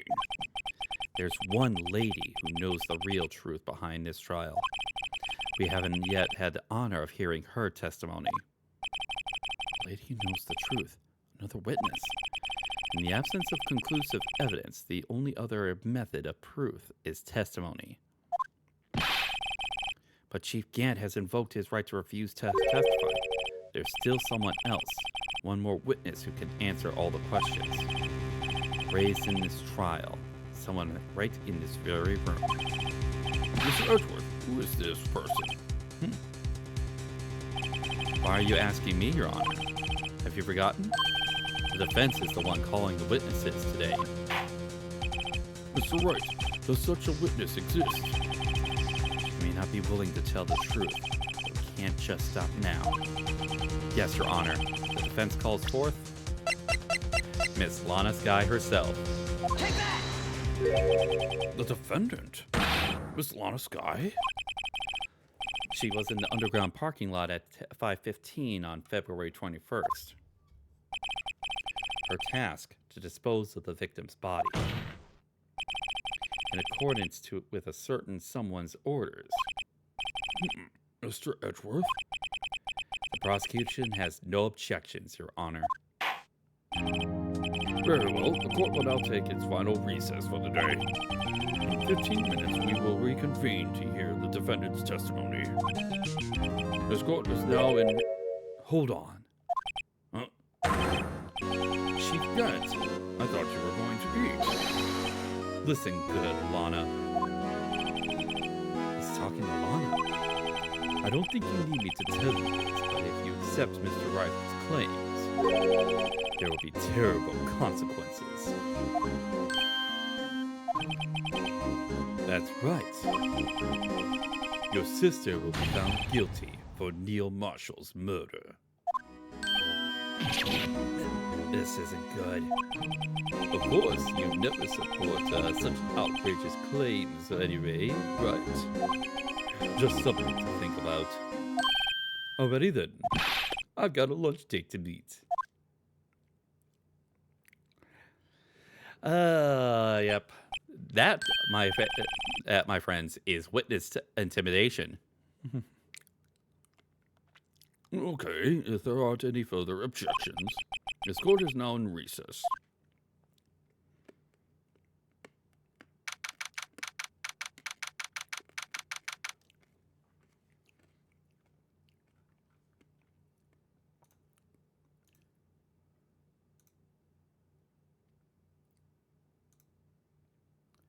All right. Looks like we managed to stay in the game. Yeah.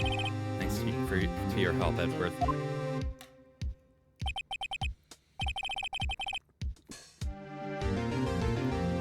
Sorry.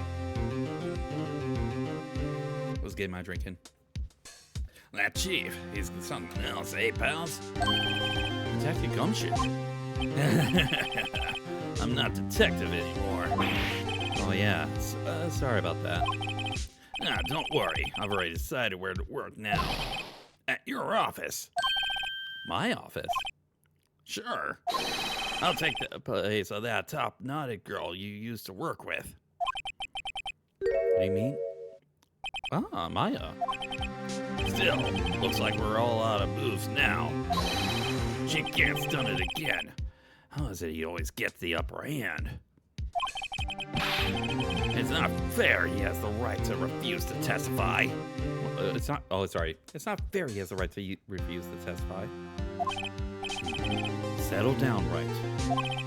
Remember what the judge said. Yep.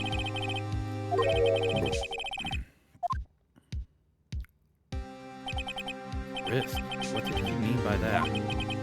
It's simple. If the chief refuses to testify, the opposite holds true. You mean he forfeits its right to say anything too?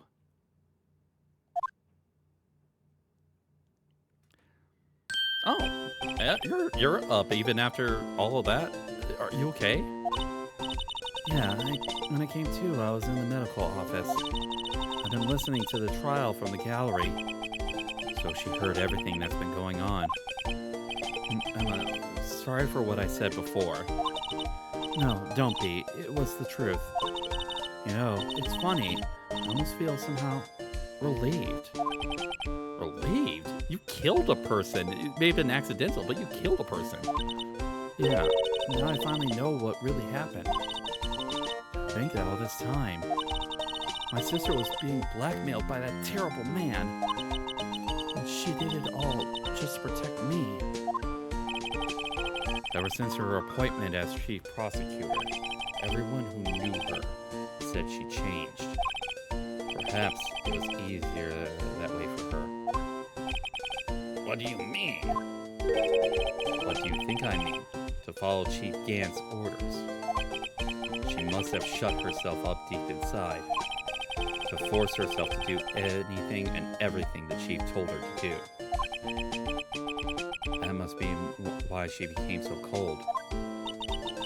It's all my fault. It's all because I murdered Mr. Marshall. Hey, don't go blaming yourself now. If you want to blame anyone, blame society, pal.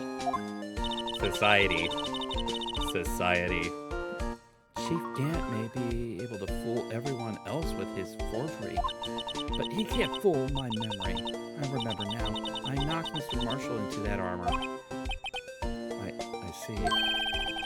Well, we better get back. It's time for the final act. Emma, why don't you wait? No, I'm going with you. We really do live in a society. Heil society. I want to be there when Lana tells the truth. Let's go, Wright. It's time to end this. Pretty much. Edgeworth is willingly helping us to feed himself in this. Think about it that way, yeah.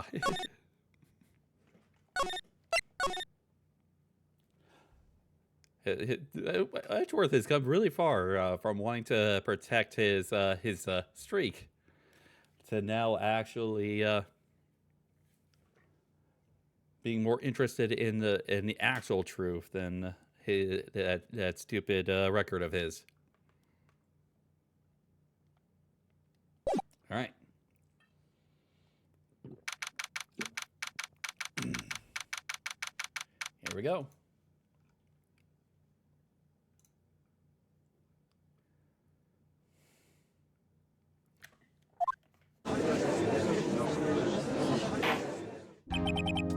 Now then, will the defendant, Miss Lana Sky, please take the stand?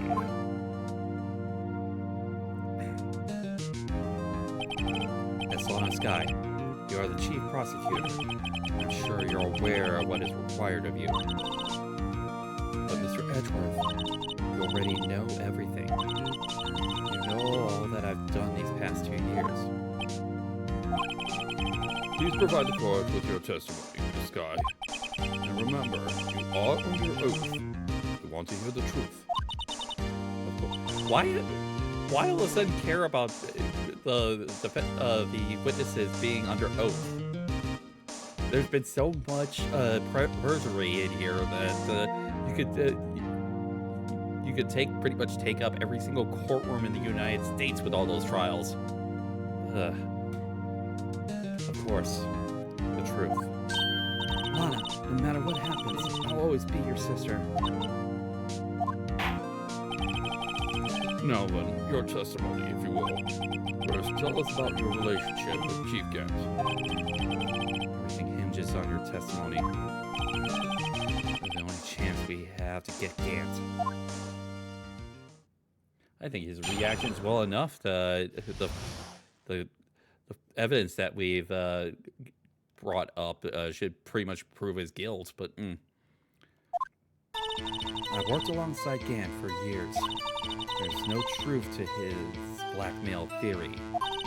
I fabricated the evidence 2 years ago all by myself.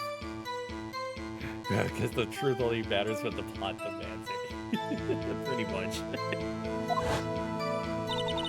When I found Prosecutor Marshall's body, I rearranged the crime scene. My only motivation was to get Clark convicted. It had nothing to do with Emma.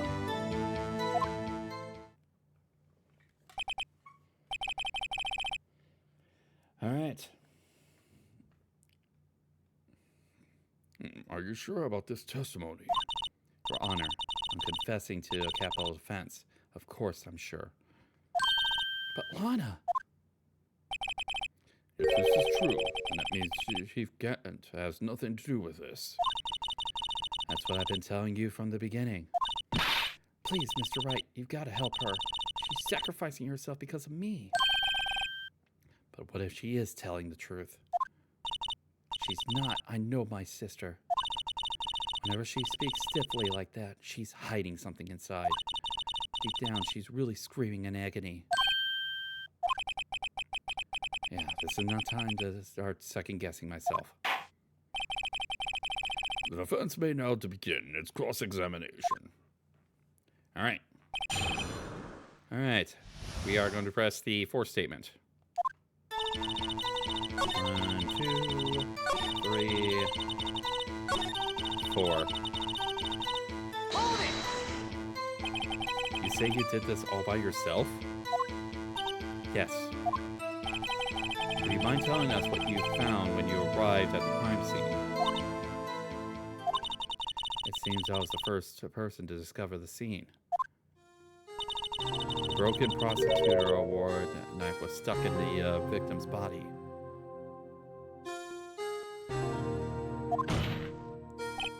What?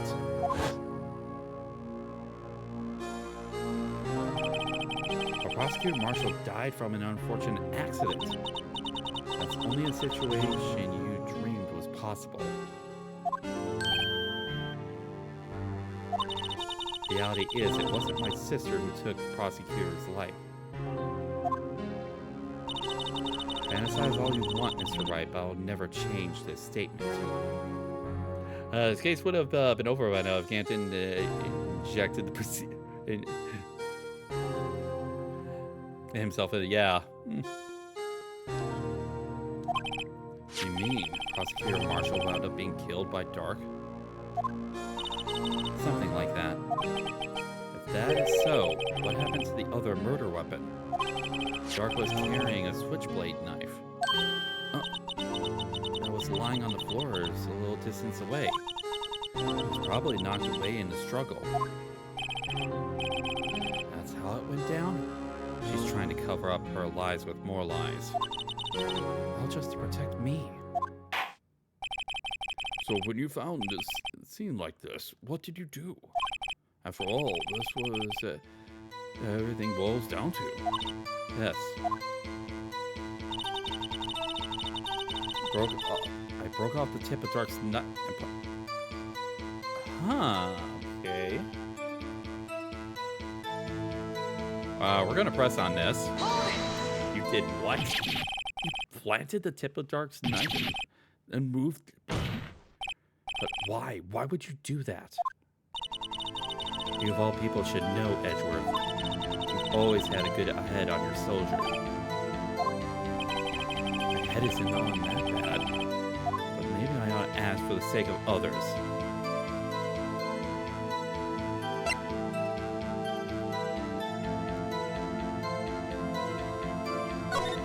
Why did you showed up on the scene and where exactly was the victim's body? It was where you deduced it was, by Chief Gant's desk. But the body was found by your desk. Why did you move it there? The reason for that is simple. Let's have the witness explain in some more detail. The reason this guy moved the body. Pieces of jar that shattered during the events threatened my plan. Only motivation was okay. All right, so we're gonna present the unstable jar again. Objection! All right, Miss Guy, I understand how you feel. You committed that crime 2 years ago to protect your sister. You mean the forgery at the scene where Neil Marshall was murdered? If that truth were to be exposed now, the past 2 years of your life will have been in vain. Even so, I'm compelled to bring everyone's attention to a significant contradiction within your testimony. Contradiction in my testimony? You testify, and I quote, "The pieces of jar that shattered during the events threatened my plan." That's right. You have a problem with that? It's a simple oversight, really. You see, a message was written on this jar with the victim's blood. Yes, the prosecutor must have written it in his final moments. Exactly so. And this is where the contradiction lies. In order for the victim to be able to write this message on the jar, it had to have been whole in the first place. Must not have yet been broken before he died. Yep. He couldn't have written Emma's name on a shattered jar. Order. Your Honor, it would appear more information is needed in regard to this jar and its bloody message. You may be missing something critical here. Something critical?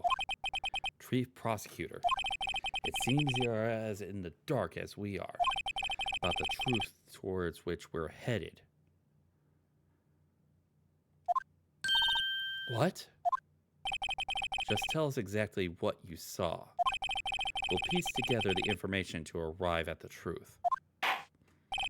Very well. The witness may now continue her testimony.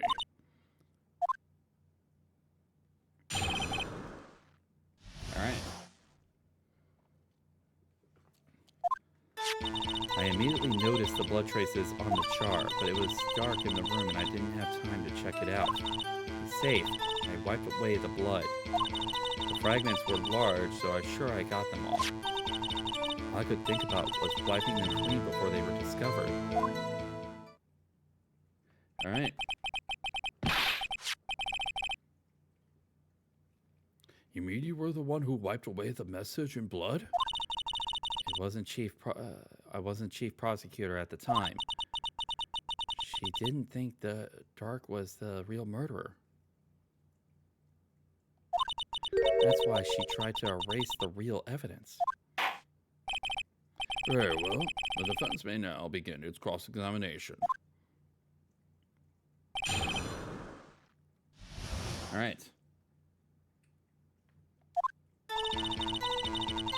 All right, so the fourth or fifth. All right. Once again, we'll present the jar. Objection! And Sky, I believe this jar conceals a truth even you were unaware of. What? We found the final piece of this jar in Chief Gant's safe. In the chief's safe? But how? I knew it. She really didn't know. There's something even more disturbing about that final piece. There was still blood on it. Yeah, that is actually, those are the only pieces that pretty much had no actual visual signs of having anything wiped away. It's just... What? The witness just testified that she gathered every last piece and wiped the blood off of them. Yes, which leaves us with only one explanation. On the night Prosecutor Marshall was murdered, you were not the first one to show up on the scene. Chief Gant got there before you.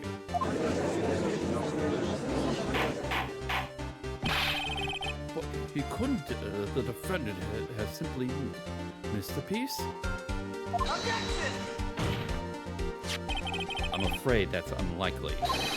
The pieces are too big for anyone to miss, let alone an ace detective. That very well will be, but everyone makes mistakes. I once wasted an entire day looking for my dentures. They were in my mouth all along. Can you believe that?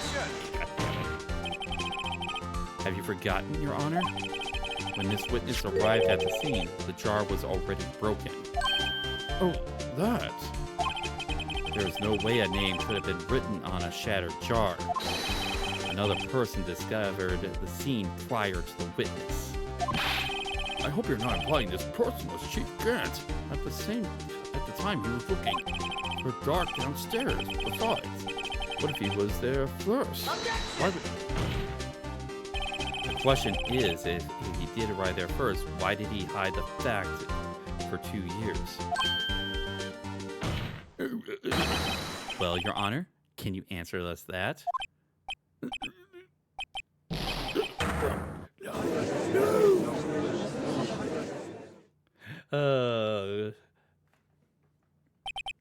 Wait, I'm not the one on trial here. Damon Gant arrived at the crime scene prior to the witness. He proceeded to break the jar and purposely hid one of the broken pieces. Question: what is this action called? Fabrication of evidence. Why would Chief Gant do that? In light of what happened afterwards, isn't it clear? What happened afterwards? Discovering the scene, Lana Sky believed her sister Emma killed the victim. Determined to help her sister, she sought Gant's aid.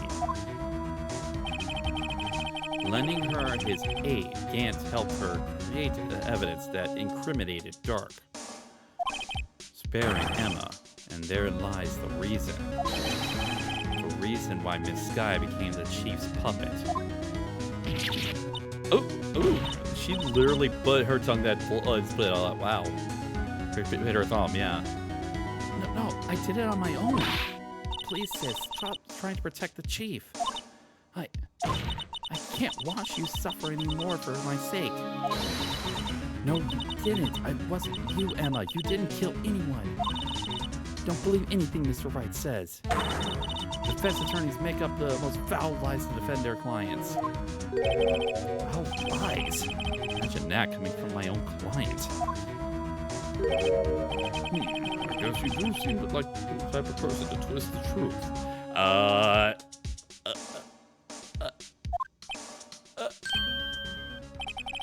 Wait, a minute? What if?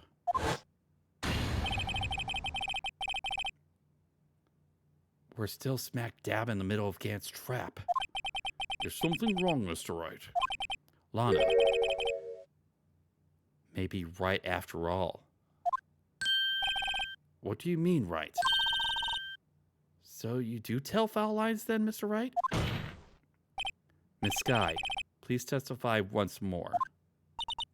But if evidence was fabricated behind your back, then Emma's accidental killing of Prosecutor Marshall might also be a lie. But I do remember knocking over Mr. Marshall. Miss Guy, if you will. I can't. There's nothing to be afraid of anymore. This cross-examination may not change a thing. However, there is a possibility that it will if you tell the truth. Very well. I'll testify about what I really saw. All right. The witness may testify once more for the final time.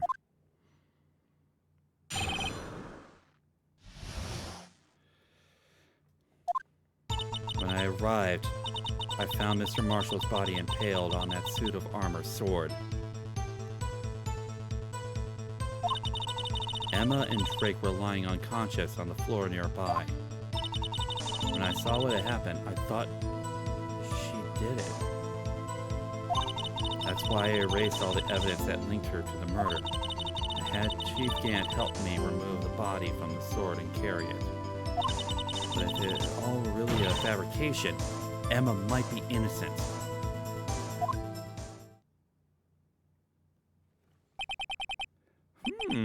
Unbelievable. The body was impaled on the armor sword? You were the only one who saw that. If only you had proof.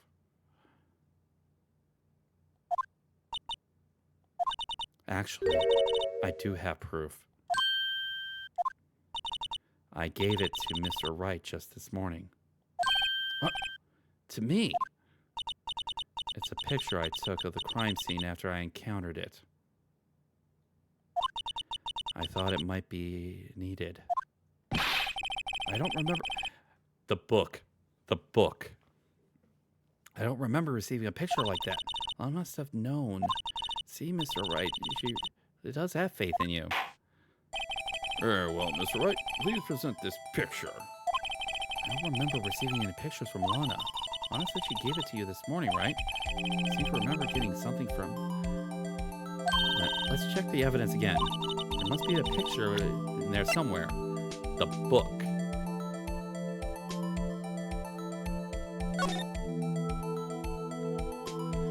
And...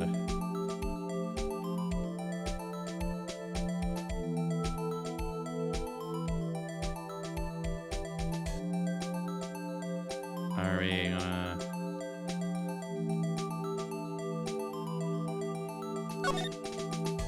Oh, there we go.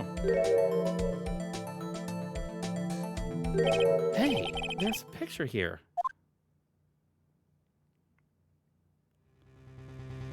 Oh my, this is the actual crime scene? No other detective saw the crime scene like this. This icon did the criminal affairs only after I had rearranged everything. Ah! Mr. Wright! That piece cut off from his vest. Could that be... The cloth we found inside of Chief Gant's safe. What's this? Yeah.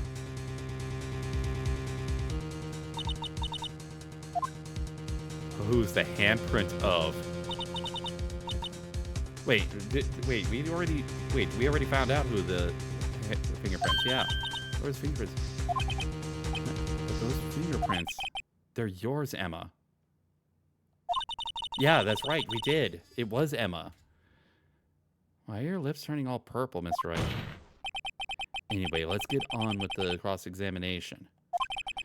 So long as you tell the truth, we should be able to flush out the real murderer. Yeah.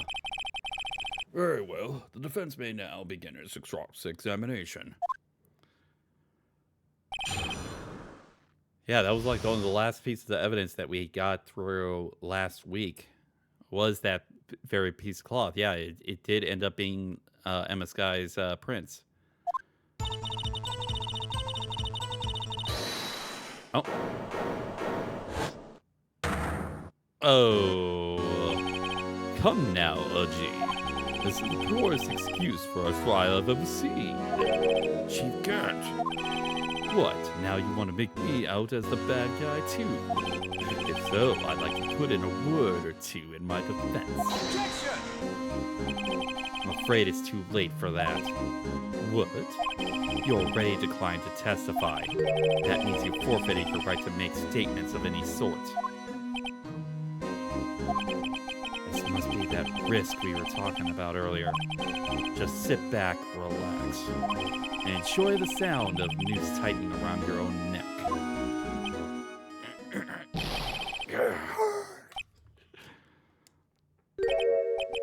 So what? You think I'm worried? Sorry to disappoint you, but I don't need to make any statements. What do you mean? The evidence will do all the talking for me. Even if I can't testify, I can still present evidence. Yes, that is true. Wait, you mean you still have some conclusive evidence? No, I don't. But someone does. Yep. So, what's your excuse, Righto? Why have you been keeping quiet about it? You have something to show us, right?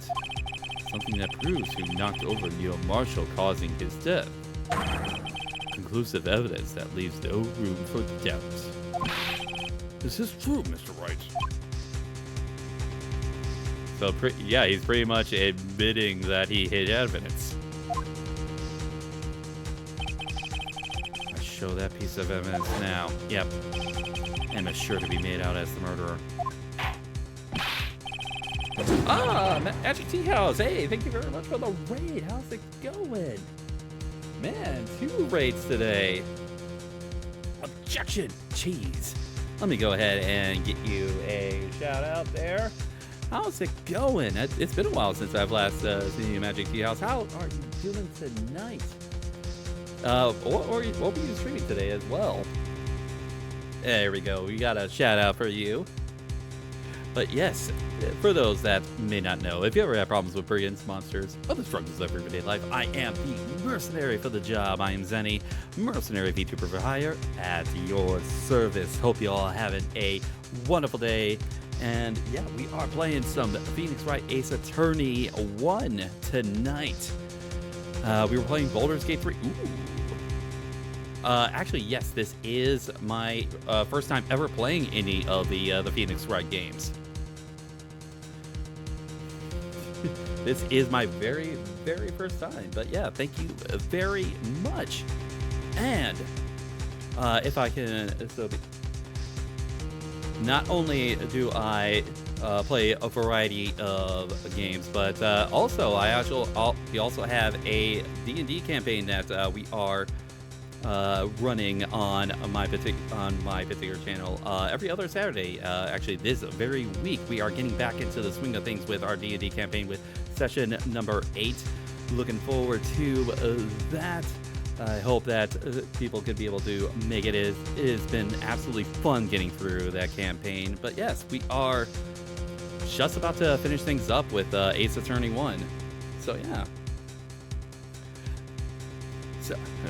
But yeah, Mr. Wright, if you have any more evidence, present it now. And if you try to conceal anything, you will be the one appearing before the Board of Inquiries. What do I do now? Better think this through carefully.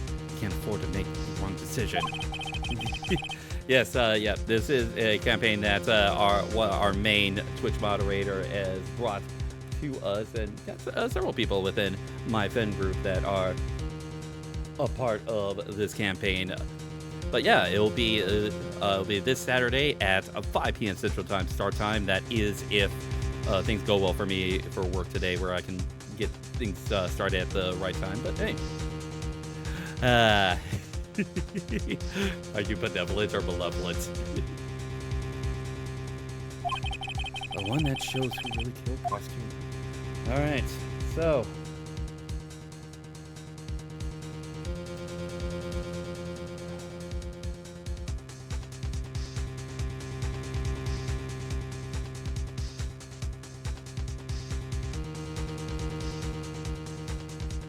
We cannot show evidence. Oh, wow. So,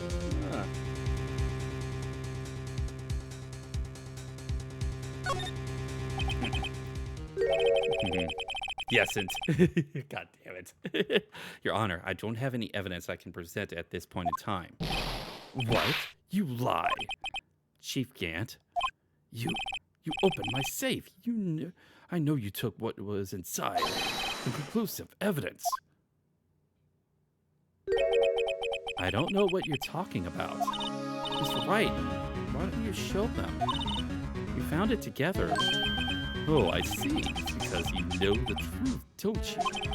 You know whose fingerprints are on it. That's why you won't present it. What are you talking about, Chief Gant?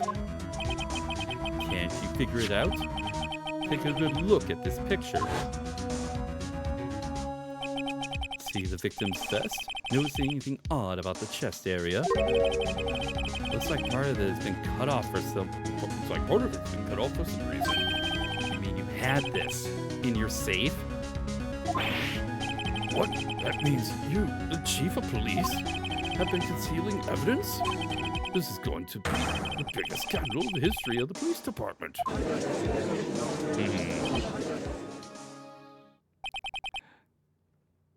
Impressive. To be honest, I didn't think you had the gall, Righto. Well, I can't just let you pin me up as the murderer. I'll tell you what really happened. What?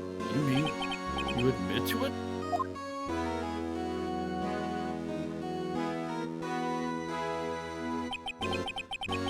I was the first person to arrive at the crime scene that day. It then occurred to me that I could use the situation to control Lana. So you really were manipulating her. I knew Lana. I made it look like Blame lay with her sister, as when she saw the scene, she would ask me for my aid. So you assisted Sky. I told her to arrange all the evidence. I had her plant the knife tip in the victim's body, then move the body across the room. And I ended up using that evidence to get Joe Dark convicted. And I tampered with the crime scene. I hid 2 pieces of evidence. This was before Lana arrived at the scene, mind you. 2 pieces of evidence? You mean those items in your safe? But why? For insurance, of course. Insurance? I was sure my plan would work, but it's always best to be prepared for the worst. I wasn't about to let anyone blame me for a murder that the girl committed. You mean you were calculating that far ahead while forging the evidence? What do you take me for, a fool? I didn't make police chief by dumb luck. See this jaw fragment? I hid most legible parts of Emma's name. I didn't expect Lana to go around and wipe the blood off all the pieces. Objection!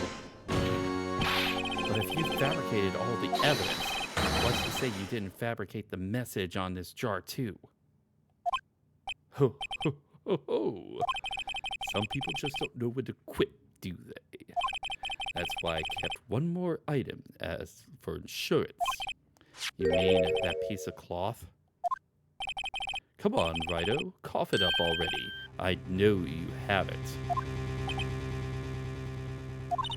What are you waiting for, Mr. Wright? So you admitted to it then, Chief Gant. that you were hiding the cloth you cut off from the victim's vest in your safe. Yes, I admit it. I didn't want to have to do with that being cheap and all. But it's a lot better than being portrayed as a murderer. Well, Mr. Wright, what do you have to say for yourself? Just a moment ago, you said you didn't have any evidence you could present. Foolish move, Righto. You should have shown it then, before it was too late. It's been a long battle. The moment of truth has finally arrived. As long as I don't mess up here, victory's mine. Alright. Alright, time to show it. Your Honor, I do have evidence to present now. All right, then let's see this conclusive evidence. The evidence that shows who actually murdered Prosecutor Marshall.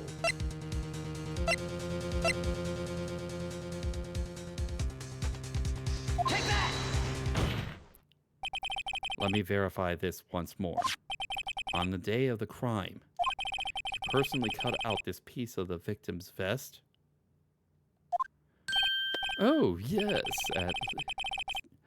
You finally brought it out into the open. There's a handprint on this piece of cloth. Your Honor, the prosecution requests that it immediately be sent to the lab for analysis. His handprint on the leather. It must have been a strong impact for it to be left so clearly. You mean... It could not have been forged. It must be authentic, conclusive evidence. Oh, you're as slow on the uptick as ever, Worthy. What? Think about it. Righto had all this time to present this evidence. Yet he was reluctant to do so. Why would that be? You mean you already know? You know whose fingerprints are on that? Mr. Wright, do you really know? Whoever the fingerprints belong to must be the real murderer. Whose fingerprints are they? And we do have to tell the truth on this one. Very well, I'll tell you. Should be okay now. Everything's proceeding as predicted. The person to whom these fingerprints belong to.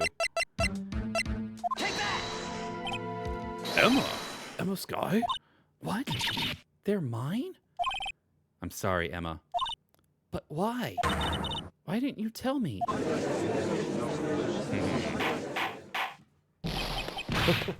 Oh, you're really something, Righto. You knew this girl did it all along. And you still tried to pin the murder on me. So it's true. Tragic, but true. This girl really did shove Prosecutor Marshall to his death. How could you? You monster! Miss Skye. Miss Skye? You knew whose fingerprints were all along, yet you acted like she really didn't. Miss Skye, it's not over yet. What? I said this trial isn't over yet. Huh, but afraid it's over, boy. Not only this trial, but your career, too. You purposely concealed this conclusive evidence. That, my friend, is a serious offense. I'm looking forward to pressing charges after the defendant is convicted. I'll have your badge, boy. What's the matter? Cat got your tongue? Aren't you going to tell us how it feels? How it feels to be the one who single-handedly turned a poor girl into a murderer?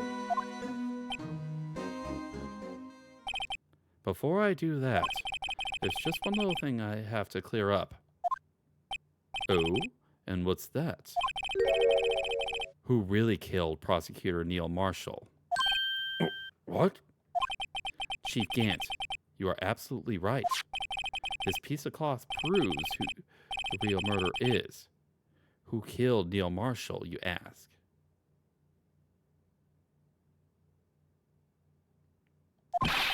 It was Emma Skye, wasn't it? I'm afraid that's not possible. You see, this piece of cloth contains a critical contradiction. How is this man going to talk about Phoenix's healing? Yep,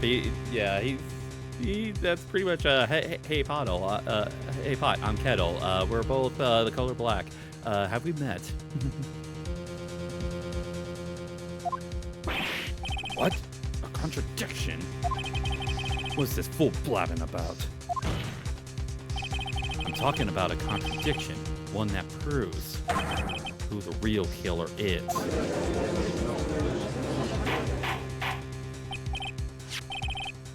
Mr. Wright, this piece of cloth, what could possibly contradict? She can't. The tyrannical reign ends here.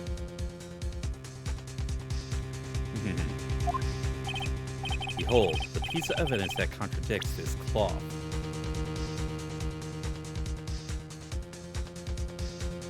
Alright. Alright. Lana's picture, yeah.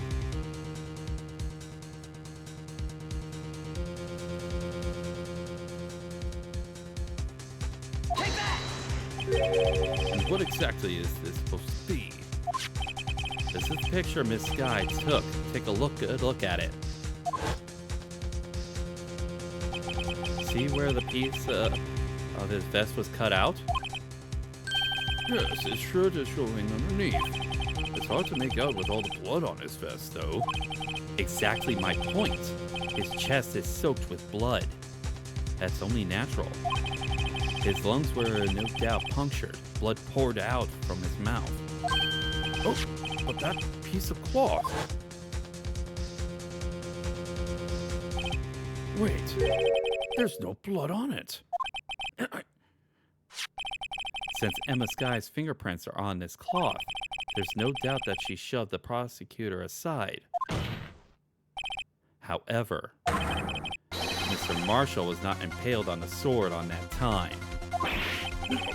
This is nonsense. Now then, Chief Gant, let me ask you something. Prosecutor Marshall was not impaled when he was shoved aside.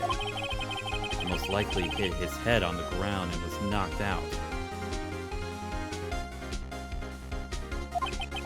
If so, then tell me, who could have arrived at the scene before Miss Lana Sky, picked up the unconscious prosecutor, and impaled him on the armor of his sword?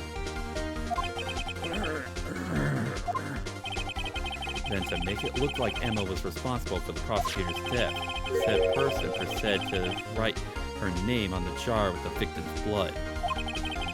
A jar that they then broke on purpose to leave behind a clue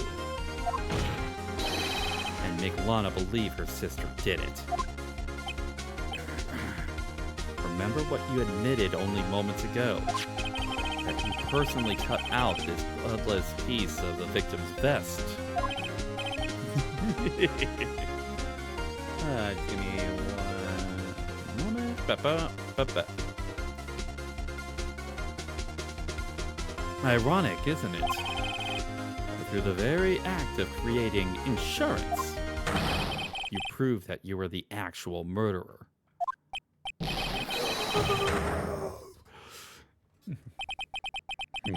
It's finally over.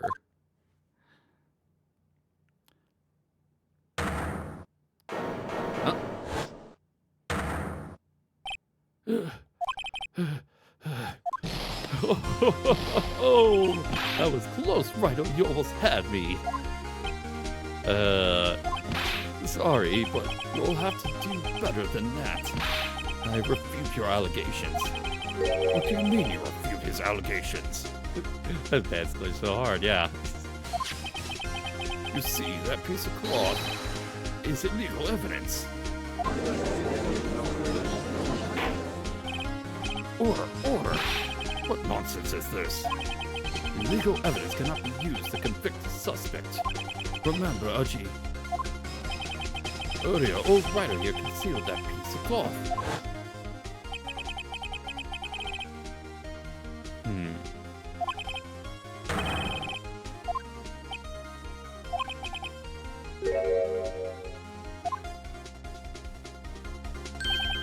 Well, that is true. The defense did refuse to present evidence. At that moment, that piece of law seems to be legal evidence. That's not fair. Did you actually think you could best me in court? Looks like the last laughs on you, son.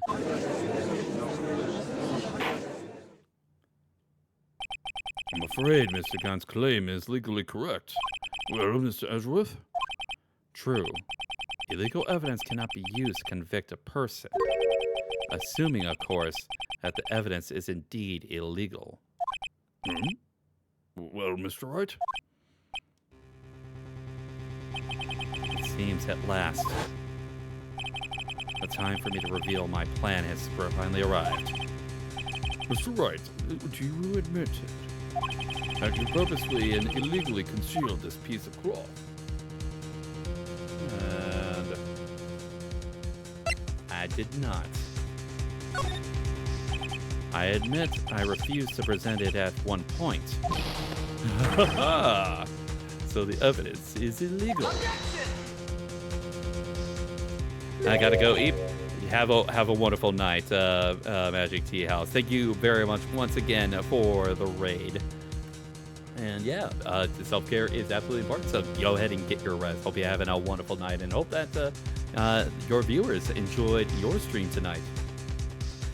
No, it isn't, Mr. Gant. It's not that I didn't present the evidence then. It's that I couldn't. What do you mean you couldn't? There are certain procedures involved when presenting evidence. No, Archie, don't listen to his lies. He's nothing but a coward. He can't really believe. There is only one issue left to be resolved in this trial. Is this evidence legal or not? Very well, let's settle this once and for all. Earlier, you refused to present evidence. If you can prove your conduct is not in violation of law, then do so now. The Book of Evidence Law. This is my proof, Your Honor. Evidence law. What's this? I've done my homework too, Chief. Indeed, Emma Sky's fingerprints were on this piece of cloth. However, at that point in time, this was merely a piece of cloth, nothing more. What?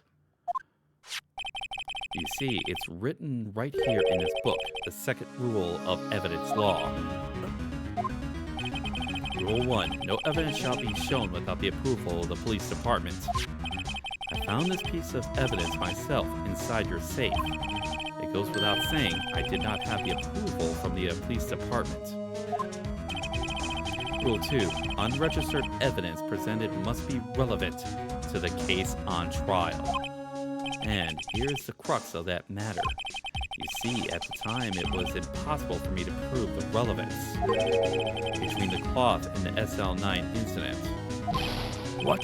What kind of nonsense is this? You want relevancy? Just take one look at this picture and... Sorry, but you can recall, when was that picture presented? That was shown only a few moments ago. No! He's right.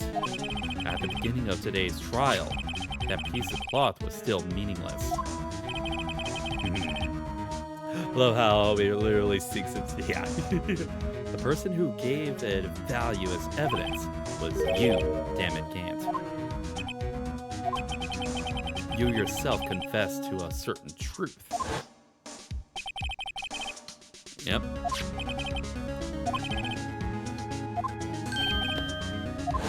Yep. No! It was then that you approved this cloth as conclusive evidence.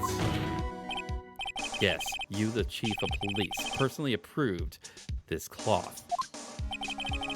The only person who could have cut this from the victim's vest is the one who stood before the prosecutor marshal in his final moments. In other words, the real murderer. And there's only one person who that could be. Damn it, Gant. The killer was you.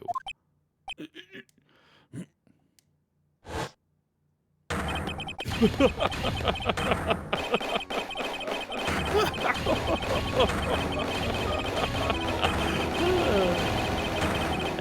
he is.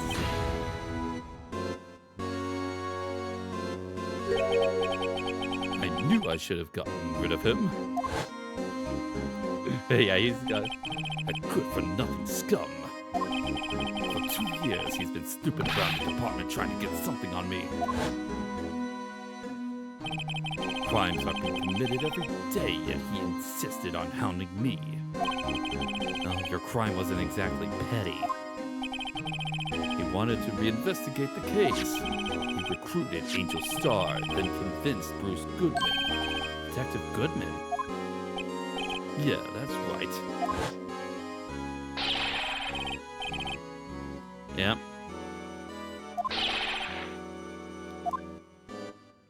Dude literally would have gotten away with it. Didn't he? Yep. Goodman turned him down, as he ought to. Still, Jake Marshall didn't know when to quit. He stole Goodman's ID card and tried to take the evidence. Goodman came to me that day. He wanted to file a lost item report. I went with him to the evidence room. Then all of a sudden, he decided to speak out. What are you talking about, Goodman? Can you please reopen the investigation, Chief? We can't transfer the evidence out. There are too many questions left unanswered. Ah. He opened his evidence locker, and as he was taking the evidence out, he said, "It's not too late. I'm going to hand all this over to Marshall." Well, to be honest, I was a bit taken a bit back by his words. I had a bad feeling when he came to see me, but I never thought he'd bring up SL9. That's when I saw it. That accursed knife.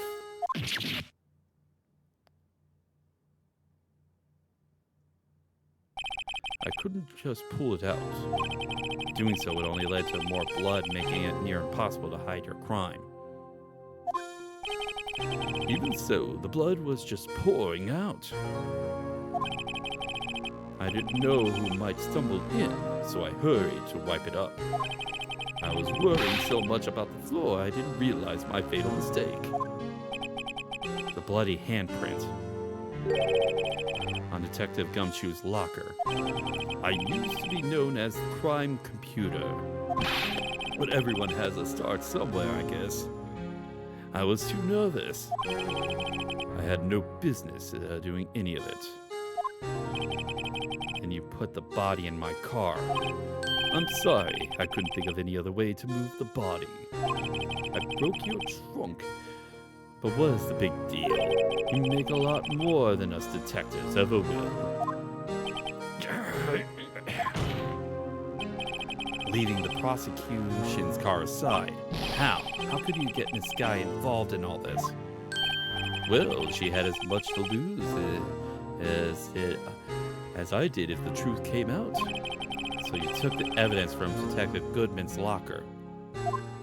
I felt bad for having to do it. I also didn't have at the time to pick and choose what to take.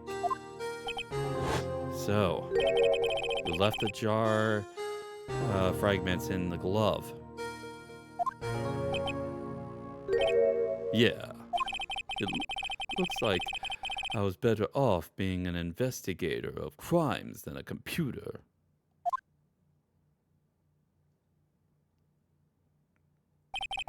They all did their best to get in my way. I've got to hand it to them. They did their jobs well, much to my dismay. Fake evidence doesn't hold up very well upon close examination.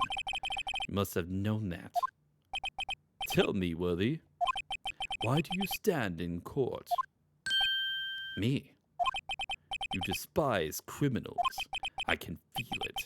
You and me, we're the same. One day you'll understand. Oh, believe me, you will. You're just one man. You'll see what it really takes to bring them down once you try to go it alone.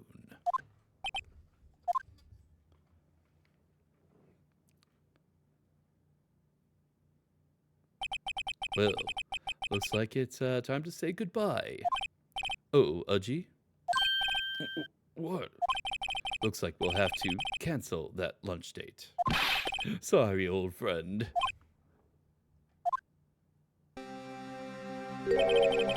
I'm sorry too, Damagant. I knew you as you used to be long ago.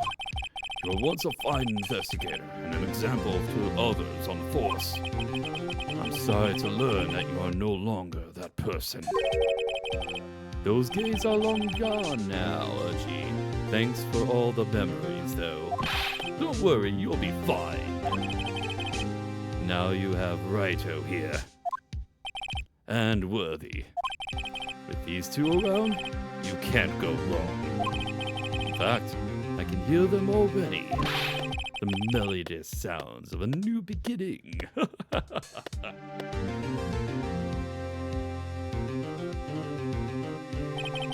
There are two things I want you to understand. Yes?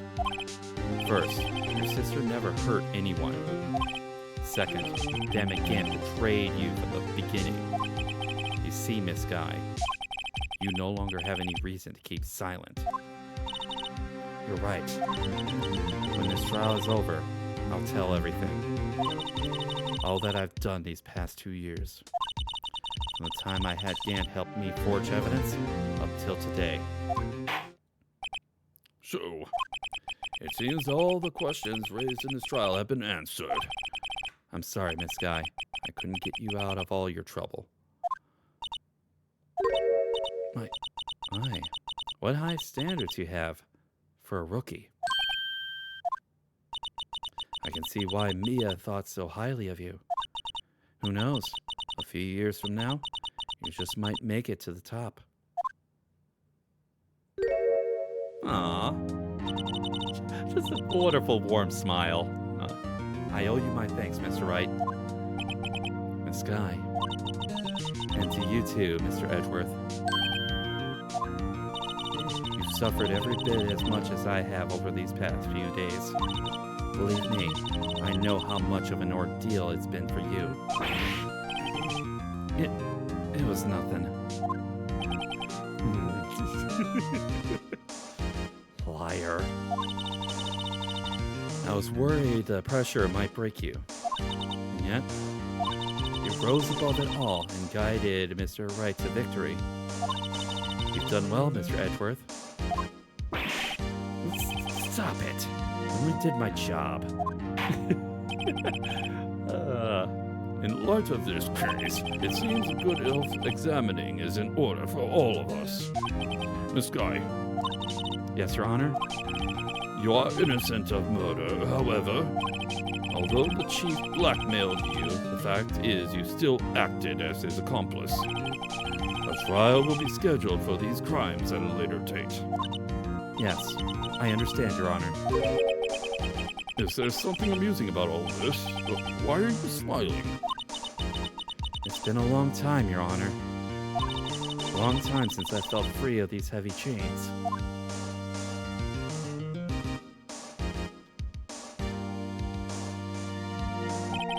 Well, this trial has gone far too long already.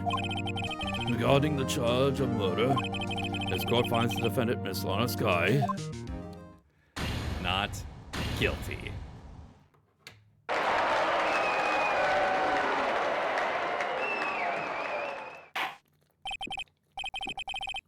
That is all. This court is adjourned.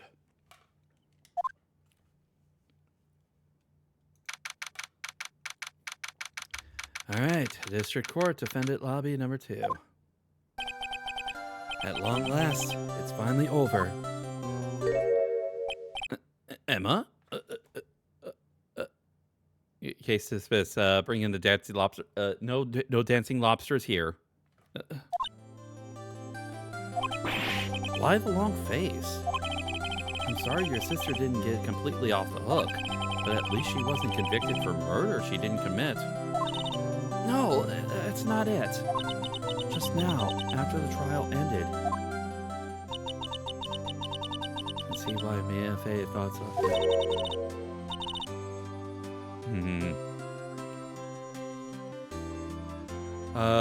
Amanda should.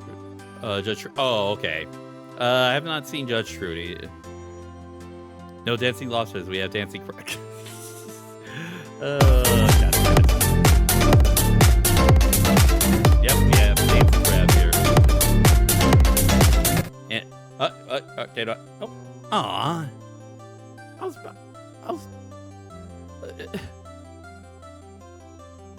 It was bouncing. It was bouncing off my pecs for a while. Like, why did it fall? I couldn't juggle it.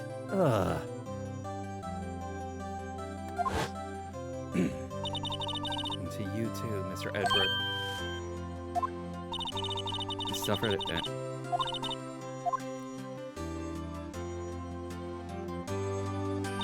You know, I did my best too, but Mother didn't say a single word to me. I hope I'm not interrupting anything, pals. Oh,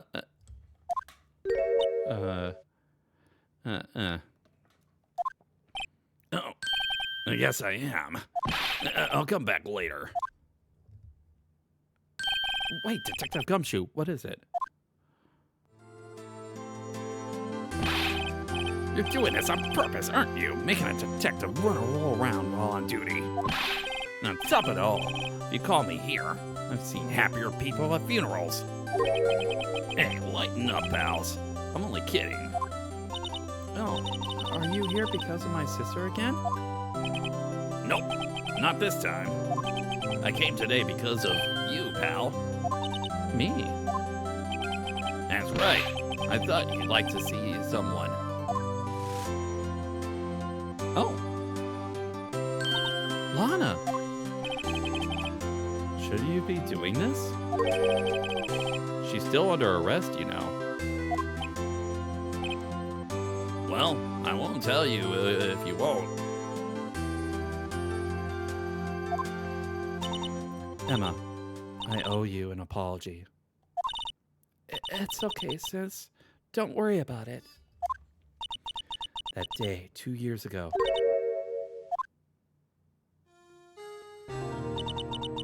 Was the first time in my life I ever panicked. It was all I could do to keep myself from screaming. All I could think about was keeping you from getting wrapped up in that mess. Sis, I asked Dan to help me cover up the truth. I thought I was doing it for your sake, but now I realize I was wrong. I changed after that day. I had to. It was the only way I could make it through the past 2 years.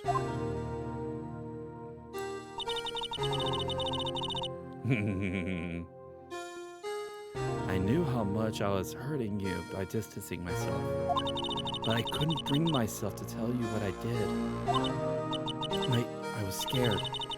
Scared that you would look at me with those eyes of yours. I was scared of how you would react if you knew.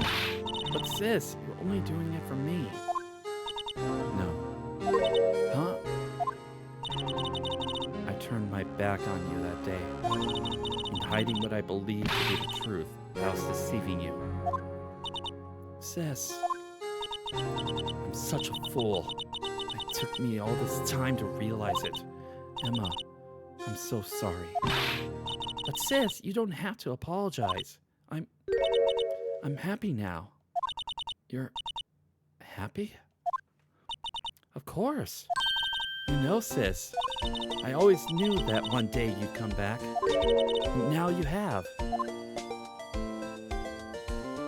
Aw, let's get that wonderful smile. Aw. I just love the happy ending. Love a happy ending. No one can change the past. The only thing we can do is strive to make up for our mistakes. Why must we make up for our mistakes, you ask? Because in doing so, we can find a way back to our rightful path. And it's from there that we can move forward toward a brighter future. Aww. At least that's what I felt watching the two sisters make up. Mr. Wright, Mr. Gumshoe? Me? Thank you both for all that you've done. I'm sure we'll meet again someday. Isn't that right, Edgeworth? Edgeworth? Stop hiding and come over here. The scowl on his face. Where was he hiding? And also, hello, Glenn. How's it going?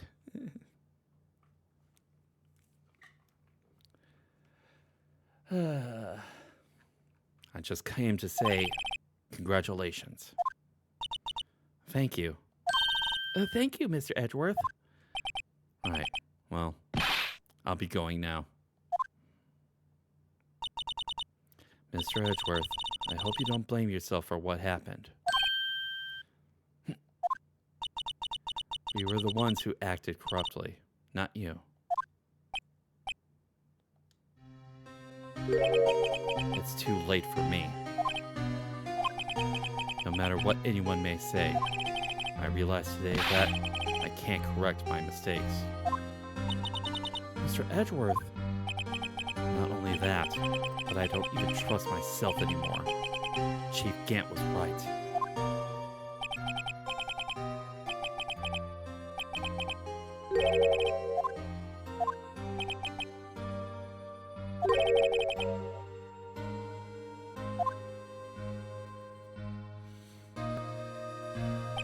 I do despise criminals.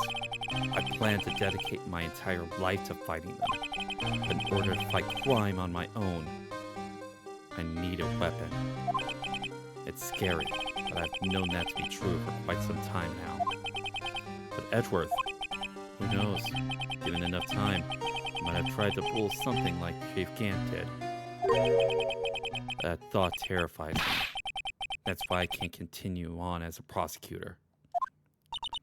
Edgeworth, don't you understand? Dammit Gant and your mentor, Manfred von Karma, were both the best of the best when it came to fighting crime. But they both made the same mistake. You said in order to fight crime on my own, I need a weapon. That may be true, but think back to today's trial. You weren't alone. You were working together with Mr. Wright. Because of that partnership, you were able to present evidence that otherwise would have gone undiscovered. Isn't that right, Mr. Wright? Yeah. What is this, a pop quiz? Come on, Mr. Wright. Show him what Lana was talking about. Evidence, huh? We've been able to find on our own. Wait, hold on. Not the badge.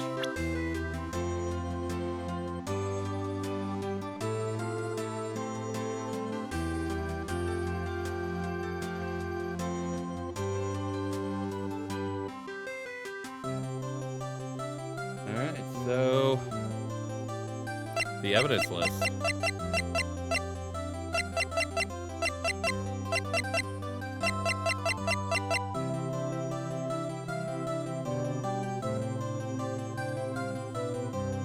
Yeah.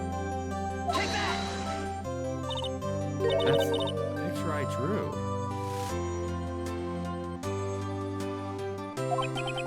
Our counterattack began with this. You had one half of the evidence list and I had the other. Apart, we would have been able to completely restore Emma's picture. That didn't just happen by chance, Mr. Edgeworth. It's time for me to go. Mr. Edgeworth, if you'll excuse me, there are still some loose ends that need wrapping up. Take care, Chief Prosecutor. Edgeworth, what will we do now? Well, whatever you do, just remember, you can let what happened kill the prosecutor in you, or you can let it help you grow. Ah, sorry. It seems a little odd to read, but in the end, it's up to you. I know. Seems I owe you my thanks too, right? But what I face now is my problem. Edgeworth, I'll be waiting for you in court. Farewell. I better be going too. Okay, but I'll be by to visit soon. It seems we both have a lot to learn and catching up to do. Well, that's nice for this game. Where's my fucking paycheck? Here, it's a little something for you. A scientific investigation? It's the first book I ever bought. Study it well. Thanks, sis. I will.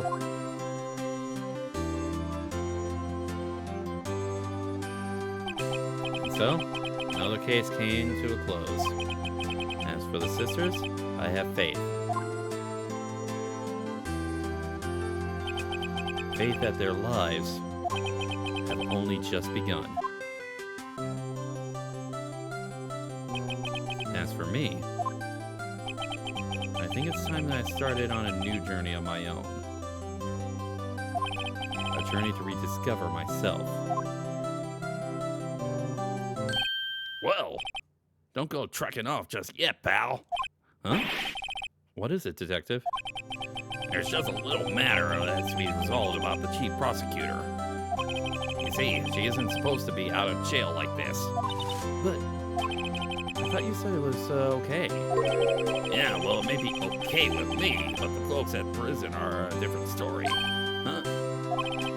Basically, I had to bribe a guard in order to sneak her out for 3 minutes. Believe me, it wasn't cheap either.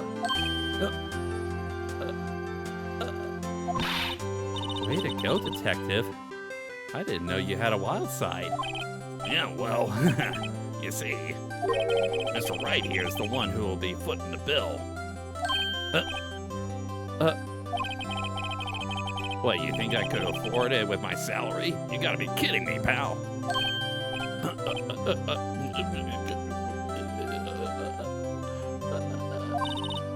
Thank you, Mr. Wright. You're the best.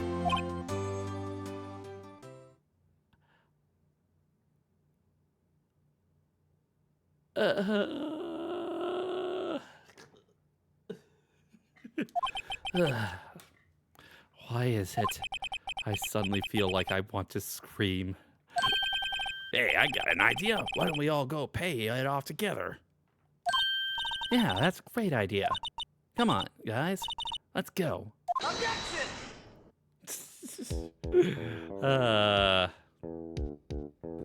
And that is Phoenix Wright Ace Attorney 1. So, it took us right to the end of our actual... Oh, great.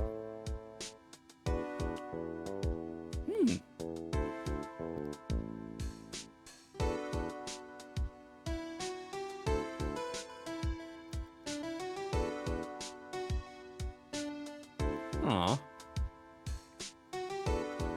But yeah, in all honesty, little did I realize that my life as a lawyer was about to get even stupider in years to come. I'd say this has been a little bit of an interesting experience with Phoenix Wright 1. Looks like Gumshoe is back on the force.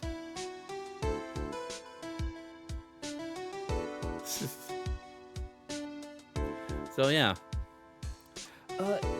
I've grown to really appreciate these characters, and in all honesty, sort of like a lot of the stuff that like I sort of like had sort of like pre-conjectures about, sort of like beforehand, like especially with like Miles Edgeworth. Oh boy, did this game alone sort of like reset me as far as like my opinions of like characters of him. Like legitimately, this is sort of like the introduction to Phoenix Wright, but in sort of like the background, this is kind of Miles Edgeworth's game as well, as far as what was established with his character and how he developed throughout the entire game. It is legitimately an interesting little story. And I think, in all honesty, I think Edgeworth is my favorite character out of all this. In all honesty. But yeah.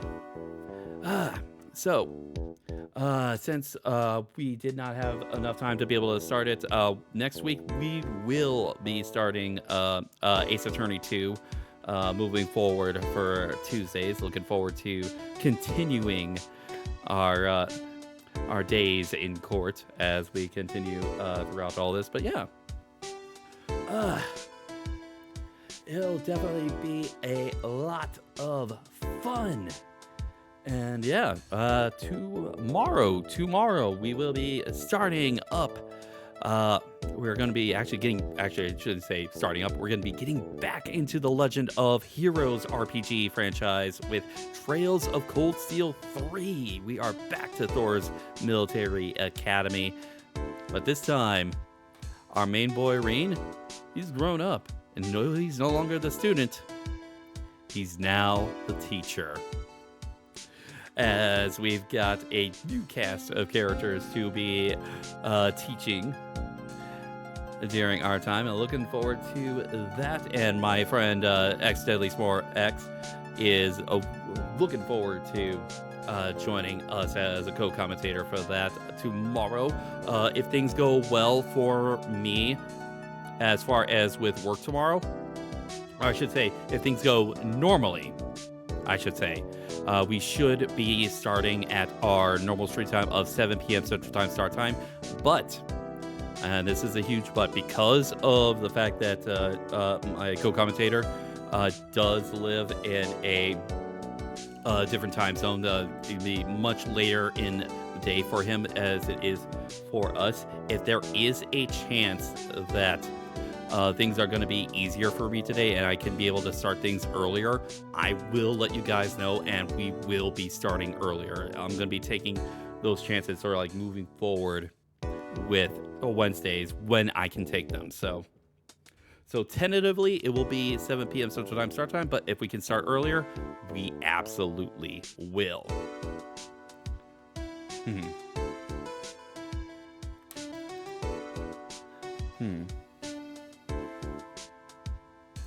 But yeah, that is what we're going to be doing tomorrow. And I thank you all for joining me today. And thank you very much to our two raiders today, both Calm Rio and Magic Tea House. Thank you very much for the raids today. I hope that you guys enjoyed those streams there. And I hope that those that have been able to sort of like stick around, hope that you enjoyed today's stream. Once again, we are actually just 4 followers away from our next follower goal of 700. I am getting close to that next follower goal, which case, once we hit that 700 mark, I'll be getting ready to schedule my very, very first Souls-like game with the Star Wars Jedi games, both Fallen Order and Survivor. So I'm looking forward to that. When we can be able to achieve that goal. But yeah. And also, once again, I know I've been talking about it quite a bit, but this Saturday we do have the D&D campaign Wings of Light and Dark. Looking forward to getting session 8 right on in. It's going to be an absolutely wonderful session.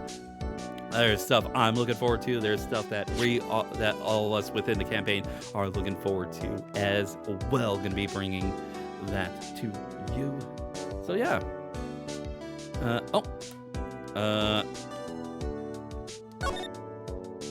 Something in. A letter. And a picture? Aw. Aw. Probably, yeah. The young career of Miss Lana Sky in the police force. Huh.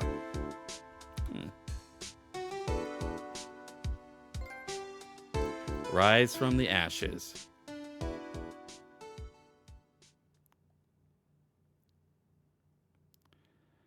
Yeah.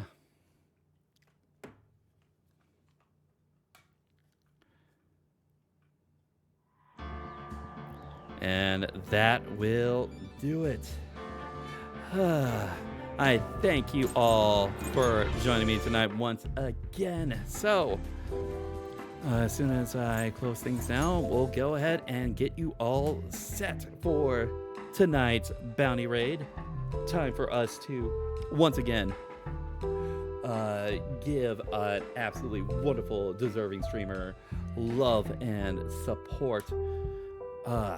We are going to be doing this every single time we stream. I'm going to be strive for that perfect 1-to-1 ratio between streams and raids. So yeah, let's see who is available tonight. Who can I send you guys to tonight? Let's see. There's certainly a few people I could send you to.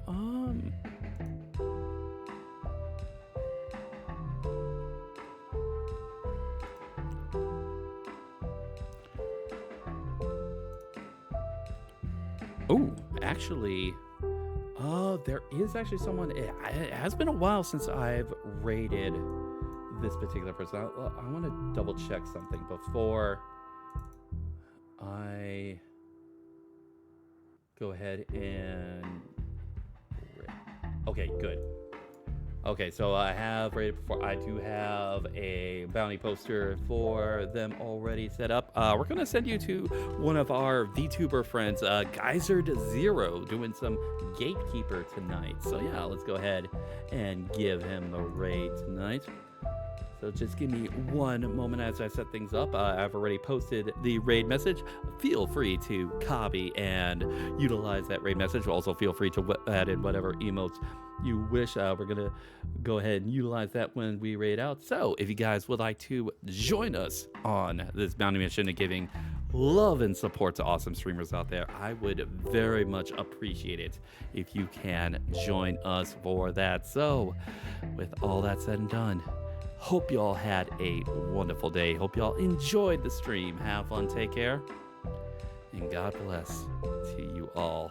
Have a wonderful night, everyone. Time to send you out on your bounty mission. See you all next time. Bye, everybody.